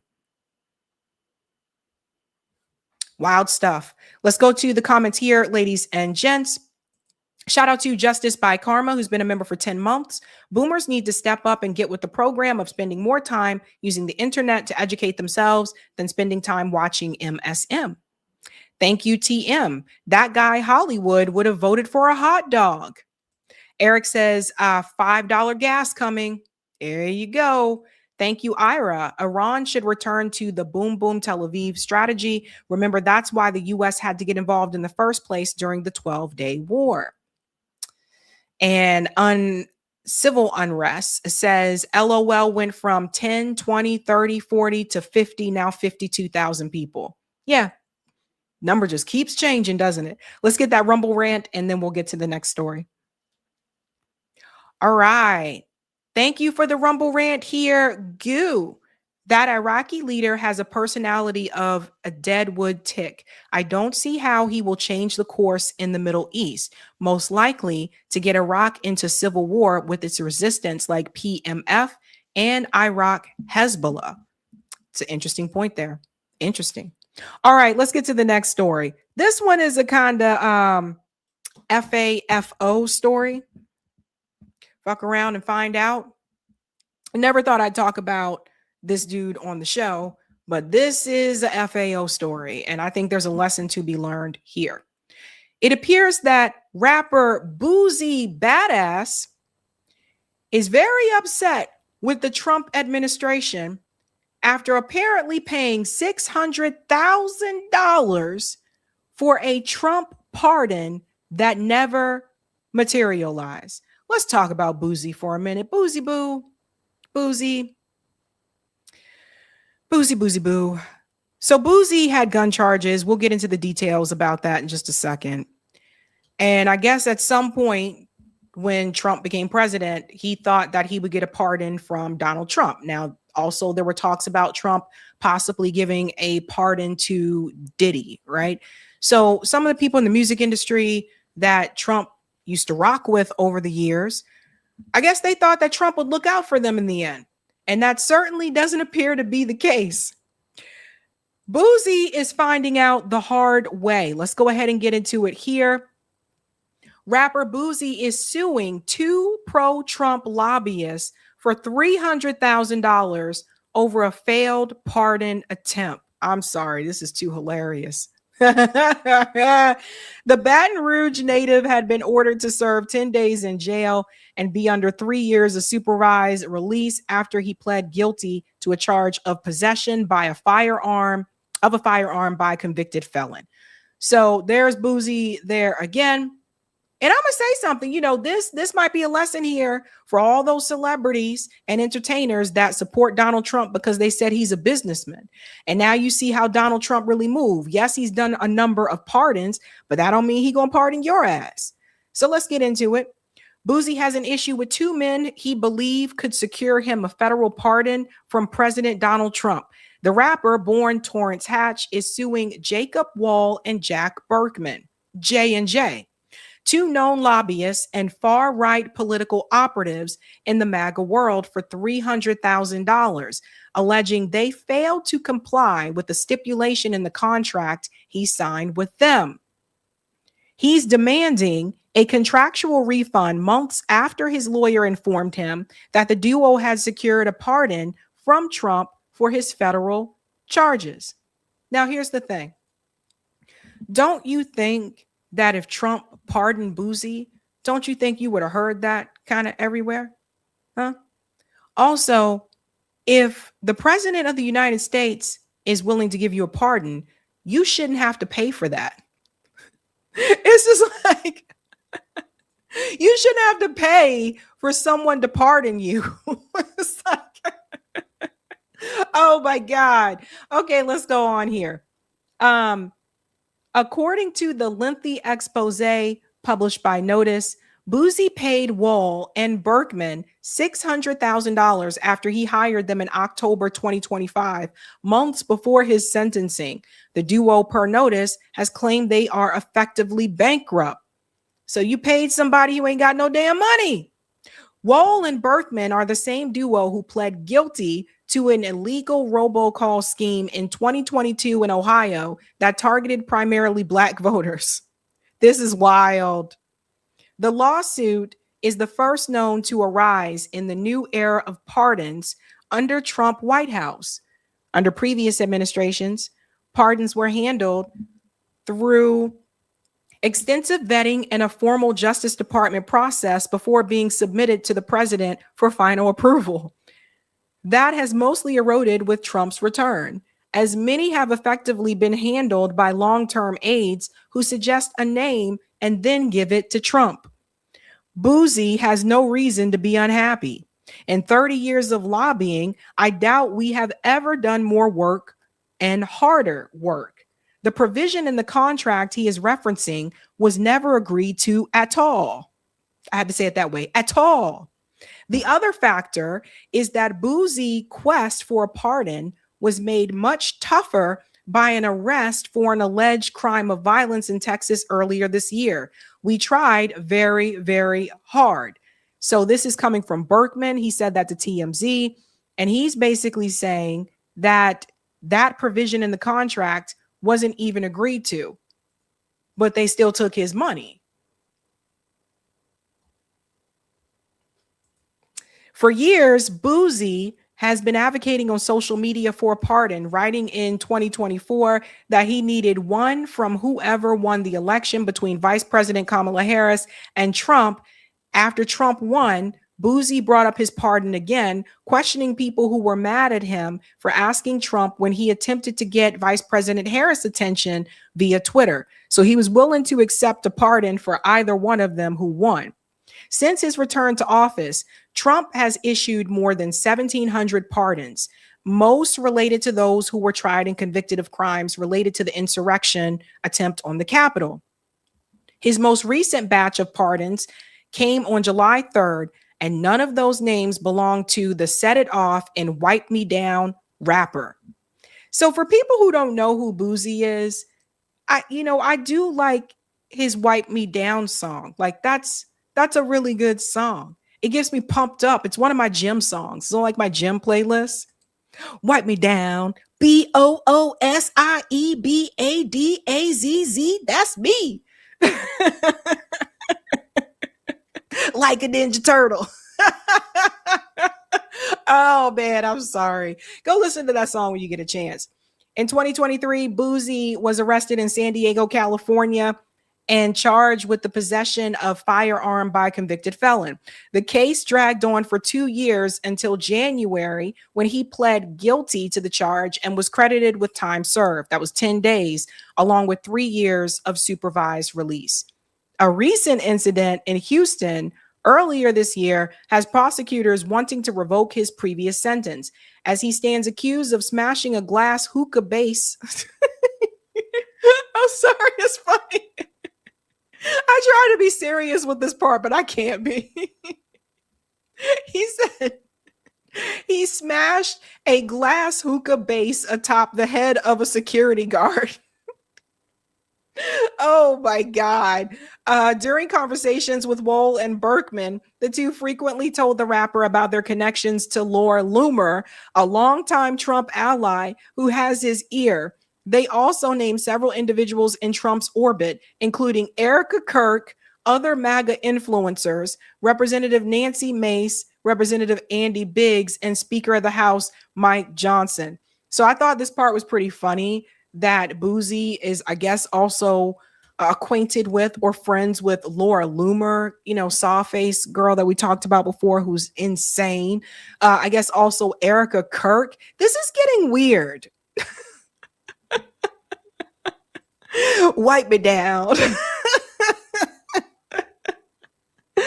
All either flatly declined to know anything about endorsing the pardon or even knowing Boosie.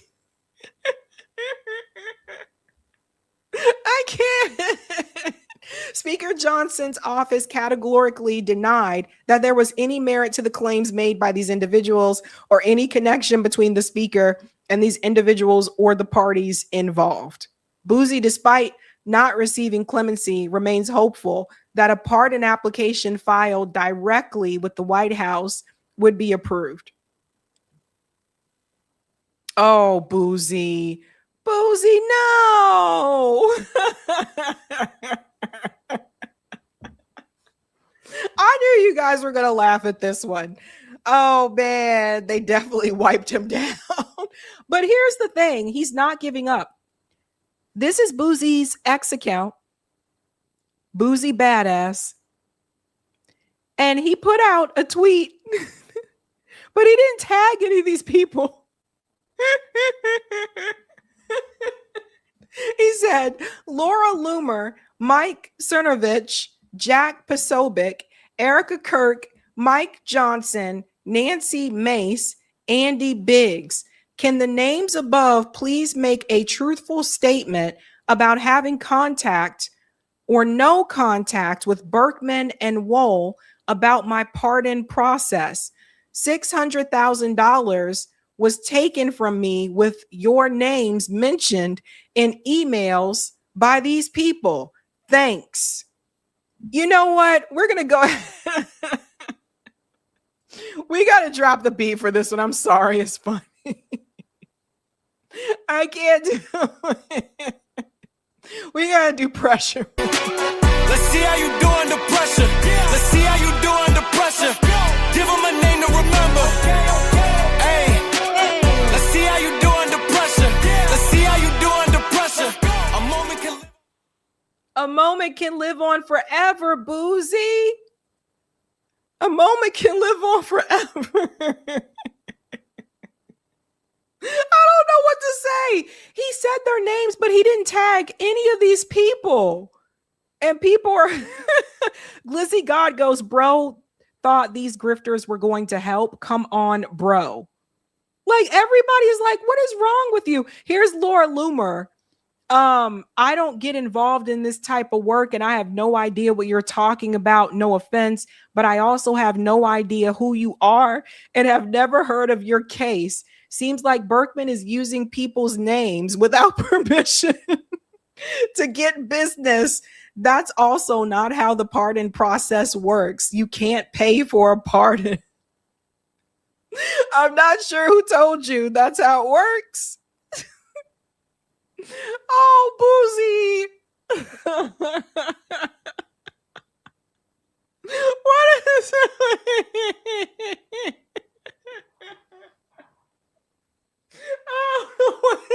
is it? Well, Boosie, you guys know we had to have a funny one, right? We had to have a funny one. BOOSIEBADAZZ, that's me. Like a Ninja Turtle. Boosie, they wiped you down. Oh man, oh man, oh man. That is a terrible one. Talk about mind games.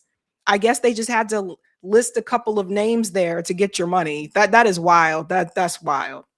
Ay. All right, Eric, let's go to the last story. Oh my God, that is brutal. I'm sorry, guys. We got to have some fun some now and then, okay? We got to have some fun. Okay, let's get to the last story here, ladies and gents. If you haven't done so, do me a solid and smash that like button. Thank you very much. And let's get into this new alleged proof of life from Mitch McConnell or Mitch McConnell's team. Let's get to that, okay? So now they are trying to say that Mitch McConnell actually did not go into cardiac arrest. Guys, I can't make this up. I'm going to go ahead and bring it in for you. And we'll get into this picture that is making its way around. And I'm going to debunk some things about this picture. Let's get into it. Well, obviously, this had gone on for several weeks without any details about Mitch McConnell's health. And he really did address that yesterday in this statement from his saying that it's Not atypical for people of his age to want to keep their health private. He said he certainly had that tendency and that inclination in deciding to keep some of his health diagnoses private himself. But he said he did recognize that he was an elected official, that people were asking questions, and that he owed it to his constituents who elected him in the state of Kentucky to make clear what his condition was. He's not returning to the Senate this week. In fact, he said that he's got some more recovery to do, but obviously that is the latest and a lot more detail than we had gotten for about a month. So look at this, guys. Look at this. What they showed you here. Oh, I can't find it now. I'll just tell it to you. They're basically saying what they said on that list is that now there apparently was no cardiac arrest. They said that Mitch McConnell is in the hospital because of a fall. As if we haven't seen Mitch McConnell, when confronted with a camera in his face, staring off into the distance, freezing on camera. We've seen him fall too, but come on. Come on. A little bit more here. They're holding on to this seat. I'm going to tell you what Thomas Massey said about this too. All right, Lauren Fox, thank you for the latest there from the Hill. Senator Mitch McConnell revealed a fall sent him to the hospital after leaving him briefly unconscious. The 84-year-old stated that he did not break any bones or suffer a concussion, but that he had to also deal with a mild case of pneumonia. Now, McConnell said in a statement that he is out of the hospital in a rehab center to regain his strength. The senator also in his statement indirectly addressed why it took so long to share what sent him to the hospital. It said this: "You all know how folks of my generation often hesitate to share the vulnerability that comes with growing older. Even in the public eye, I feel that same instinct. I can't help it." Ninja, please. Look, here's the thing, folks. Does everyone remember the 911 call that I played on this show? Okay. What did the 911 call say? Cardiac arrest, right? Remember we listened to the dispatch? Cardiac arrest. Now they're trying to say he did not have cardiac arrest. I mean, I played the call on the show. So there's that. They want you to believe that Mitch McConnell has been MIA because he fell. Again, he's fallen multiple times before. And then he ended up with a case of pneumonia. And that's why he's not seen. And they sent this picture, and we're going to dissect this picture in a second. They sent this picture and put this picture out to make people believe that, look, he's sitting up in the bed with his wife right next to him, and he looks fine. And all of a sudden, they think people forgot what Mitch MCConnell looked like before he went MIA. Now, all of a sudden, Mitch McConnell's face seems to look younger than it did before. How'd that happen? So we'll get into a little bit of it. We're going to a little bit more here, and then I want to show you some of these other photos. Group chat is back. Now, a couple of us on here have worked in Congress. The Senate is like the world's oldest high school. And this didn't really seem to be a problem, right? But now that this boomer generation, and in some cases, greatest generation lawmakers are really reaching their very senior levels, you have the voter really starting to question this. I'm going to just throw up a poll. NPR PBS Marist, 8 in 10 Americans in favor of setting age caps on members of Congress. And they're not alone. I mean, Mitt Romney, who ran for president, has also floated the necessity of having age limits on whether people run for president, run for higher office. I think that I just want to say, I don't want to call it age limit. I want to call it term limits. Term limits. In other words, get your ass up out of there. You serve a certain amount of terms, get out of there. So look at it this way. A Senate term is 6 years. A House term is 2 years. So if we want to be fair, if you're running in the House, you're a Congress member, you can only have 3 terms. That's 6 years. After that, get out. Get out.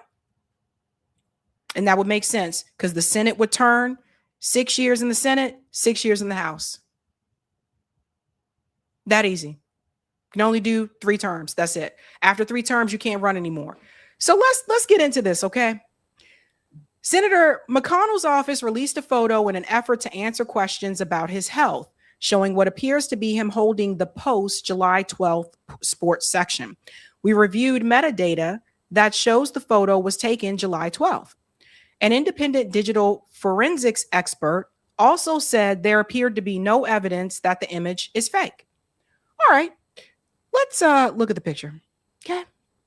So that is the newspaper that they're saying he's holding in his hand down here to the left. Okay. I'm not even going to comment on the newspaper. All right. Everybody, a lot of people went to the newspaper and said the newspaper looks like it was inserted there by AI. I'm not focusing on all that. Okay. You know what I'm looking at? I'm looking at Mitch's face. How did Mitch McConnell's face get younger? That's not what he looked like before he went MIA. I'm going to show you the difference. Is it just me? All of a sudden, let's see if I can, let me come out here and then just zoom in this way. Okie doke. There we go. Right about there. Okay. All of a sudden, Mitch McConnell's face has no wrinkles. What happened to his wrinkles? Am I imagining things? Like, what happened to the purplish complexion on his cheeks? What happened to all that? Did they put makeup on Mitch? Maybe. I don't know. But your wrinkles just don't disappear. All of a sudden, he has no lines on his forehead. All that is gone. Gone. This is crazy. So a lot of people saw this picture and pushed back, and rightfully so. And a lot of people were like, dude, that could be an older picture. It could be, I don't know. I don't know. Right? But it seems rather convenient that he just happened to have a newspaper in his hand, which was the same date of that day, July 12th. Just happened to be there, right? And there's his wife right there by his side. Okay. I am focused on Mitch McConnell's face. So for all the people who pointed to the newspaper, I hear you. I hear you. But how did the wrinkles just disappear? Okay. Let me show you the difference. So here's the last public photo of Mitch and the one his office just released. Compare them side by side. Look at the sunken cheeks. This person said the photo was not legit. So this is when Mitch McConnell was in the wheelchair. That was when he fell last time. So he's had a couple of falls. This is right before he went MIA. Now, let's look at these photos, okay? Do you see what I was saying about Mitch McConnell's face? I have another picture I'm going to show you too. Here in this picture, you can see wrinkles. Okay? All right. Now, he's not smiling, but you can still see wrinkles. In this picture, the wrinkles have disappeared. Also, let's talk about his neck. Now, I don't mean to be seriously dissecting him this way, but we got to. If you look at Mitch McConnell's neck, in this new picture, all of a sudden, there's not as many wrinkles or, sagging skin on the neck. If we go to the previous picture, you can see it right there. Now, granted, he has on a tie and he has the shirt and tie, but you can still see the wrinkles right there on the neck. But on the new picture, all of a sudden, neck wrinkles gone. Did Mitch McConnell get a facelift? No. Even a facelift, you can tell facelift. It's kind of noticeable, You see this? No, you did not, Janine. Janine, no. Maybe his wife used some Korean skincare on him. No. And his wife is Chinese. Korean skincare products work great, but they don't just all of a sudden your wrinkles are gone. Now let's look at another one, okay? Because we can make some other comparisons. I took this picture of Mitch McConnell on May 12th. No way that photo of him they released is real. So let's look at this picture. May 12th of this year. Notice you see the purple marks on Mitch McConnell's face.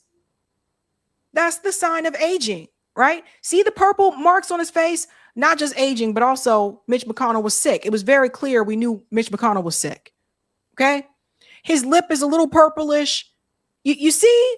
And you see the skin and this. Okay, let's go back to this picture again. You expect me to believe that after Mitch McConnell had the purple spots on the face, a little under the eyes, you can see the bags a little under the eyes, and the purple kind of lip, and you can see a little bit of the wrinkles in the sagging skin. You expect me to believe that now all of a sudden Mitch McConnell has no wrinkles on the face, no saggy neck. What happened to the purple marks on the face? Someone pointed out the nose. Nose here.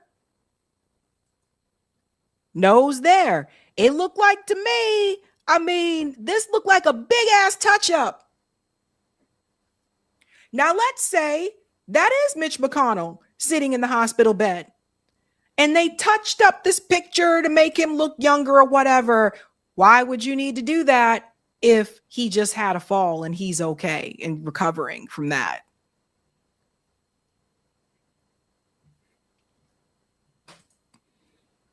I love the Korean skincare products, but let me tell you, it ain't doing all that.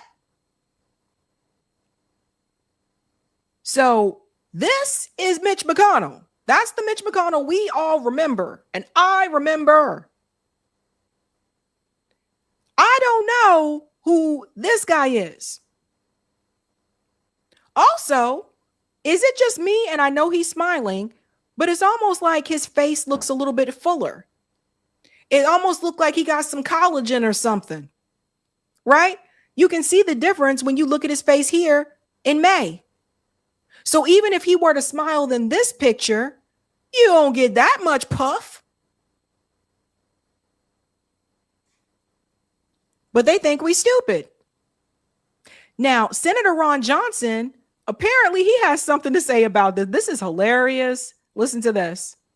Now, Mitch McConnell. Can we talk a little Mitch McConnell too? Because I saw a picture that I'm not sure I believe is actually Mitch McConnell from the hospital after what I've heard and what I've seen. Do you believe Mitch McConnell is the one who said, I'm okay, here's the picture of my wife, Elaine Chao, and I in that hospital bed? Well, I just heard from some other source that was an older photo. So I really don't know. I haven't talked to Mitch. I certainly wish he and his family well. I hope he can recover. It's sad to watch people age, no matter who that person is. So here's what I kind of believe might be happening. This is Senator Ron Johnson, who's a part of the Republican Party, and he goes on record, says on TV, I heard that was an old photo. But the way that they in corporate media, people like Scott Jennings and them have been able to push back on that claim is by saying, well, the newspaper that he's holding has the date July 12th. That was the recent paper, which brings me to this question again. That newspaper being in that photo was intentional.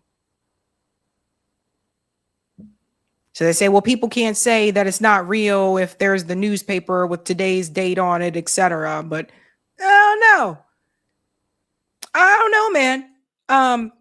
Mitch McConnell fell, had pneumonia. It was reported he had a cardiac arrest. Now they're trying to say he didn't have a cardiac arrest, and somehow he looks younger.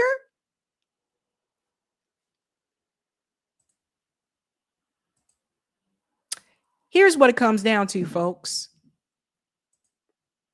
They holding on to that seat. Thomas Massie was questioned about that. They're holding on to that seat. Listen to this. A lot of people give you credit for being better looking than you've ever been. Would you agree with that? Well, that's an insult to my old self. A little bit. Really, I think. A little. People are saying you had a glow up. Well, I used to look like a cherub, but now I look like they say a Civil War general who's seen some shit. I like that. And I feel like that's a little bit true. I don't know. I guess it's just your preference. What do you attribute, like... What's your preference, mate? You got a beard? General. I like my men scruffy. You know what I mean? Yeah. But yeah, a lot of people are saying, like, you know, Tom Massey, he's brand new. Like, he looks great. He feels great. What do you attribute, like, you seem to have changed a bit. Or have you not? I don't think so. I call it the misfortune makeover. You know, I lost my wife. She's the one who kept me clean shaven. Oh. And I got remarried. My new wife likes a beard. Okay. So I am just following the women in my life, doing what they say. Well, it's working for you, sir. All right. She bought the suit for me. Oh, wow. Yeah. Fantastic. It's the first one that fits. Hey, I wanted to ask that. Thomas Massey got a glow up.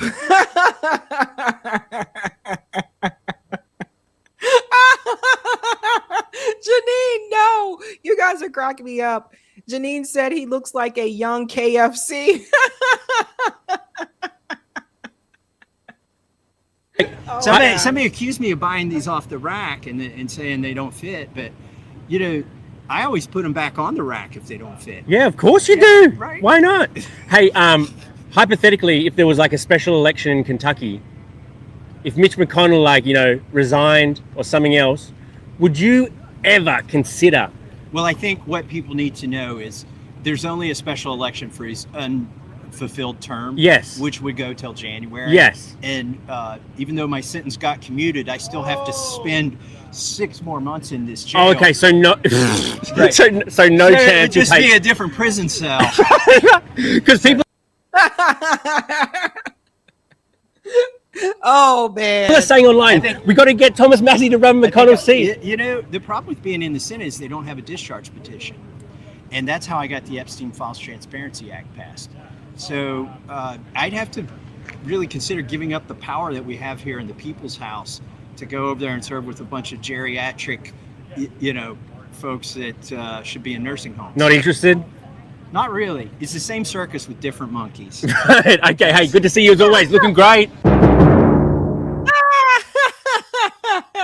Let's get. I'm sorry. That was funny. I'm sorry, guys. That was funny. Yeah, he said with the geriatric people. So it seems like he's not interested in doing that. So I'm glad someone was able to ask him that question if he was interested in running for Mitch McConnell's seat. I also didn't know that the Senate doesn't have like a discharge petition. So that was interesting to know. But yeah, what I was basically saying is I feel like they're holding on to that seat so that nobody can come and grab it in a special election. And some people ask, well, what's the big deal with that? Well, in a special election, most people aren't paying attention, right? So a lot of times it has lower voter turnout. So someone that has been there for a long time and let's say, you know, they can no longer serve or whatever in that seat, somebody like a Thomas Massey or anybody could come in there and have an easier time trying to get that seat during a special election just because voters don't come out for special elections the way that they do for other ones, right? And that special election would mean that they would come out or he would run and he would be there for the rest of this year. But then I think next year he would have to run again. Does that make sense? Yeah. So it just, I don't know what's going on, folks. I think they're just, again, they're playing mind games with us. I think they think we're stupid. Like I told you, you don't get, and I still believe he had a cardiac arrest, by the way. That was on the dispatch call. I still believe that. So, but let's say he didn't. You don't have multiple falls and pneumonia and come out looking younger. If that happens, let me know where they do that at. Let me know where they do that at. I might have to say it, you know, the way my aunties say it, which is shit. Let me know where they do that at. If anything, he should be looking older, not younger. Let me know. Okay? Okay. So let's not fall for the mind games. I don't know what is really going with Mitch McConnell, but I will tell you this. Proof of life is not a photo.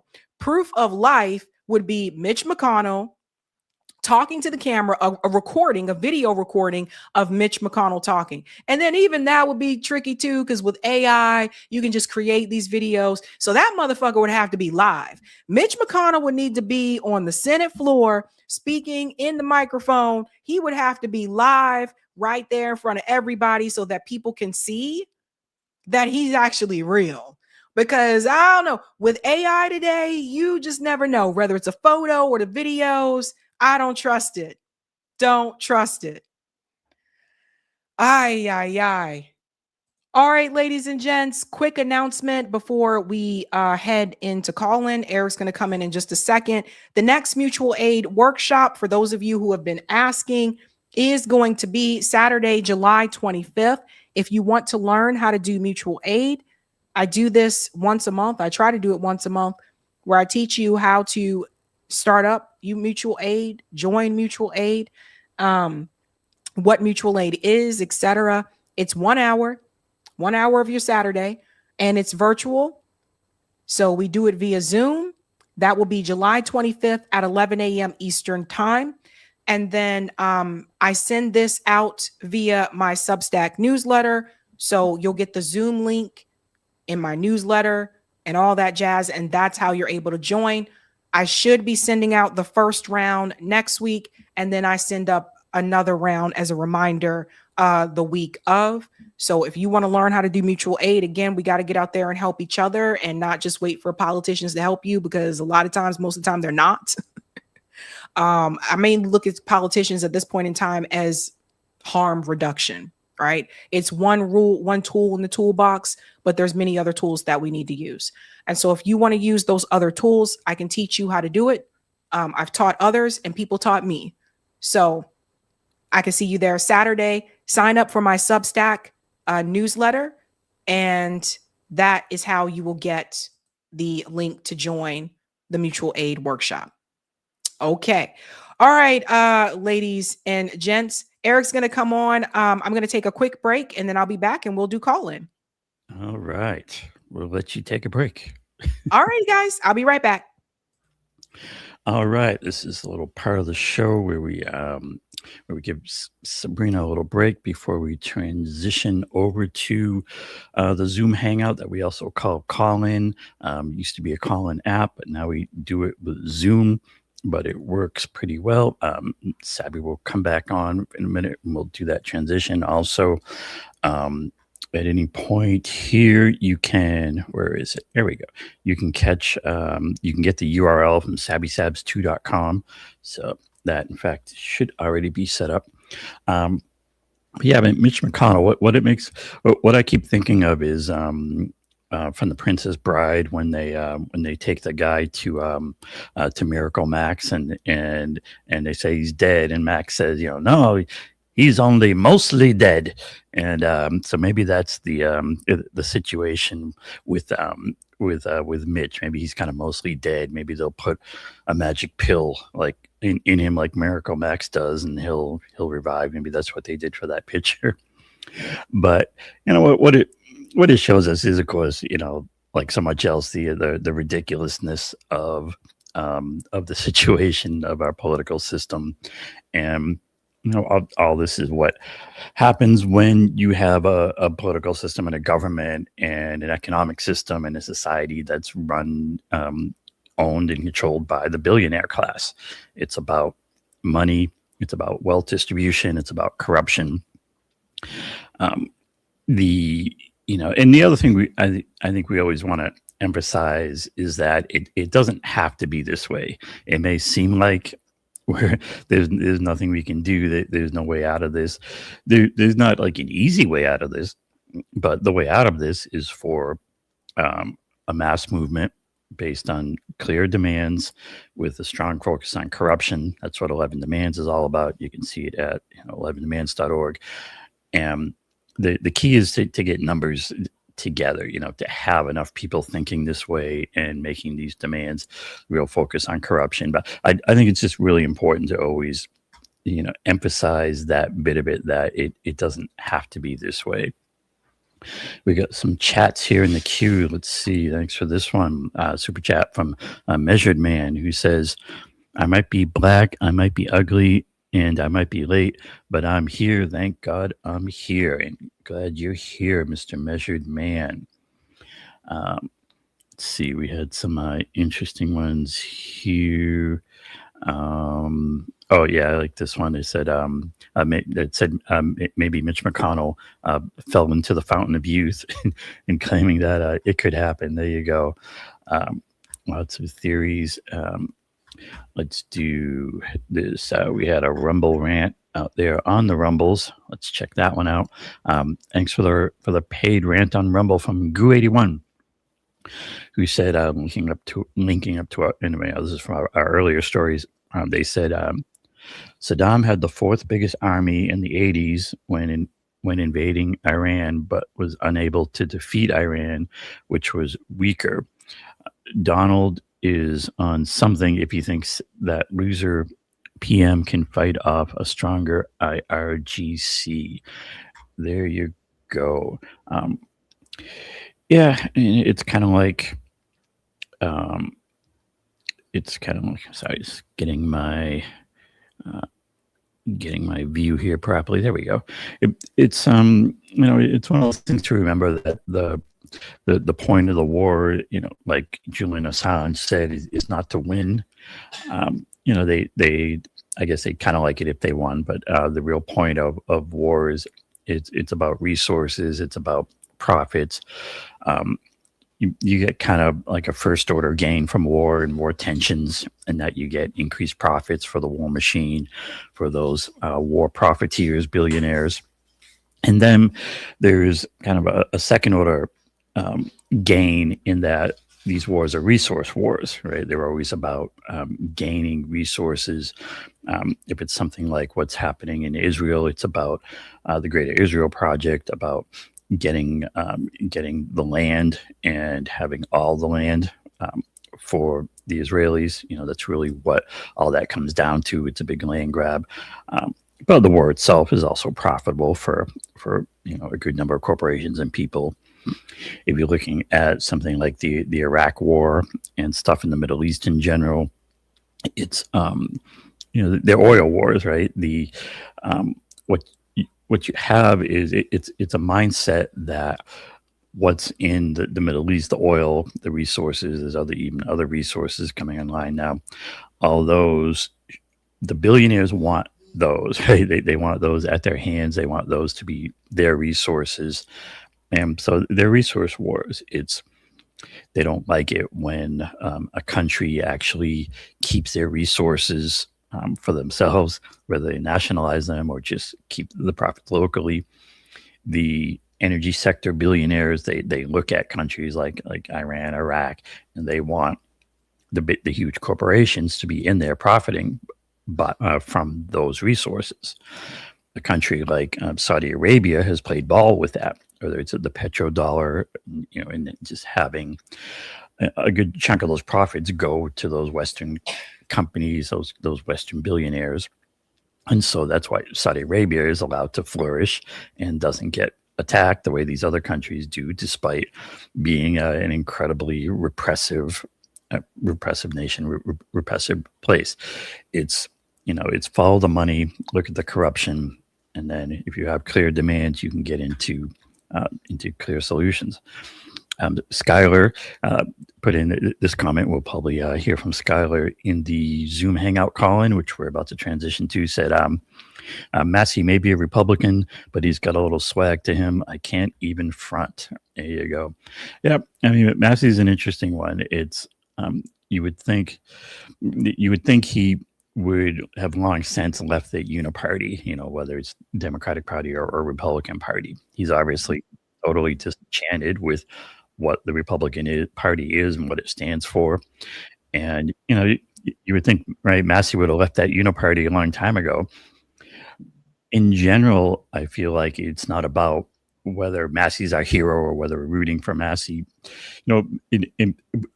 With a real movement gets going, right, based on those clear demands and rooting out the corruption, then Massey would be like our third stringer. Like he'd be on the bench, he'd be okay, but we'd have a whole bunch of candidates and leaders in front of him who are better. because they haven't messed around with the uniparty. But you know, we'll take it along the way and then try to make it all into something better. And we can talk about how we get there on the Zoom Hangout call in. Yeah, well, it does seem like he's willing to leave it now. So, I mean, he sure seems like he's in a good mood now, right? And I mean, yeah, I mean, he's funny. I mean, if he were more based across the board, I'd be like, yeah, let's go for Massey. Maybe he can get there. We'll see. We'll see what happens. Okay. All right, ladies and gents, we're gonna head on over to call in. So this is Sabby After Dark. We're going into the Sabby After Dark session where you can call in and chat with me and tell me what's on your mind. We got like 4 different names for it. Yeah, I know, right? The link is pinned at the bottom of the screen there in the actually pinned on the live chat if you want to join. And I'm going to go ahead and open the room while I'm in the show so I can see that people are able to get in. And Eric, I will go ahead and make you a co-host. And if you want to speak and it's your first time on there, all you got to do is go to the bottom there where you have that panel on Zoom and you can click on, for me, I have to click on more. And then there's an option to raise your hand. And that lets me know that you want to speak. So hope to see you guys over at Call-In. If you come in a little bit later, if you go to sabrinasalvati.com, you'll be able to get that link there. So again, that's sabrinasalvati.com and you can pick up that link there. Other than that, we will be live Thursday. We'll be live Thursday evening. And again, we will be covering that anticipated announcement from Donald Trump, which will happen Thursday evening as well. All right, ladies and gents, have a good night and keep up the fight. Hey. All right.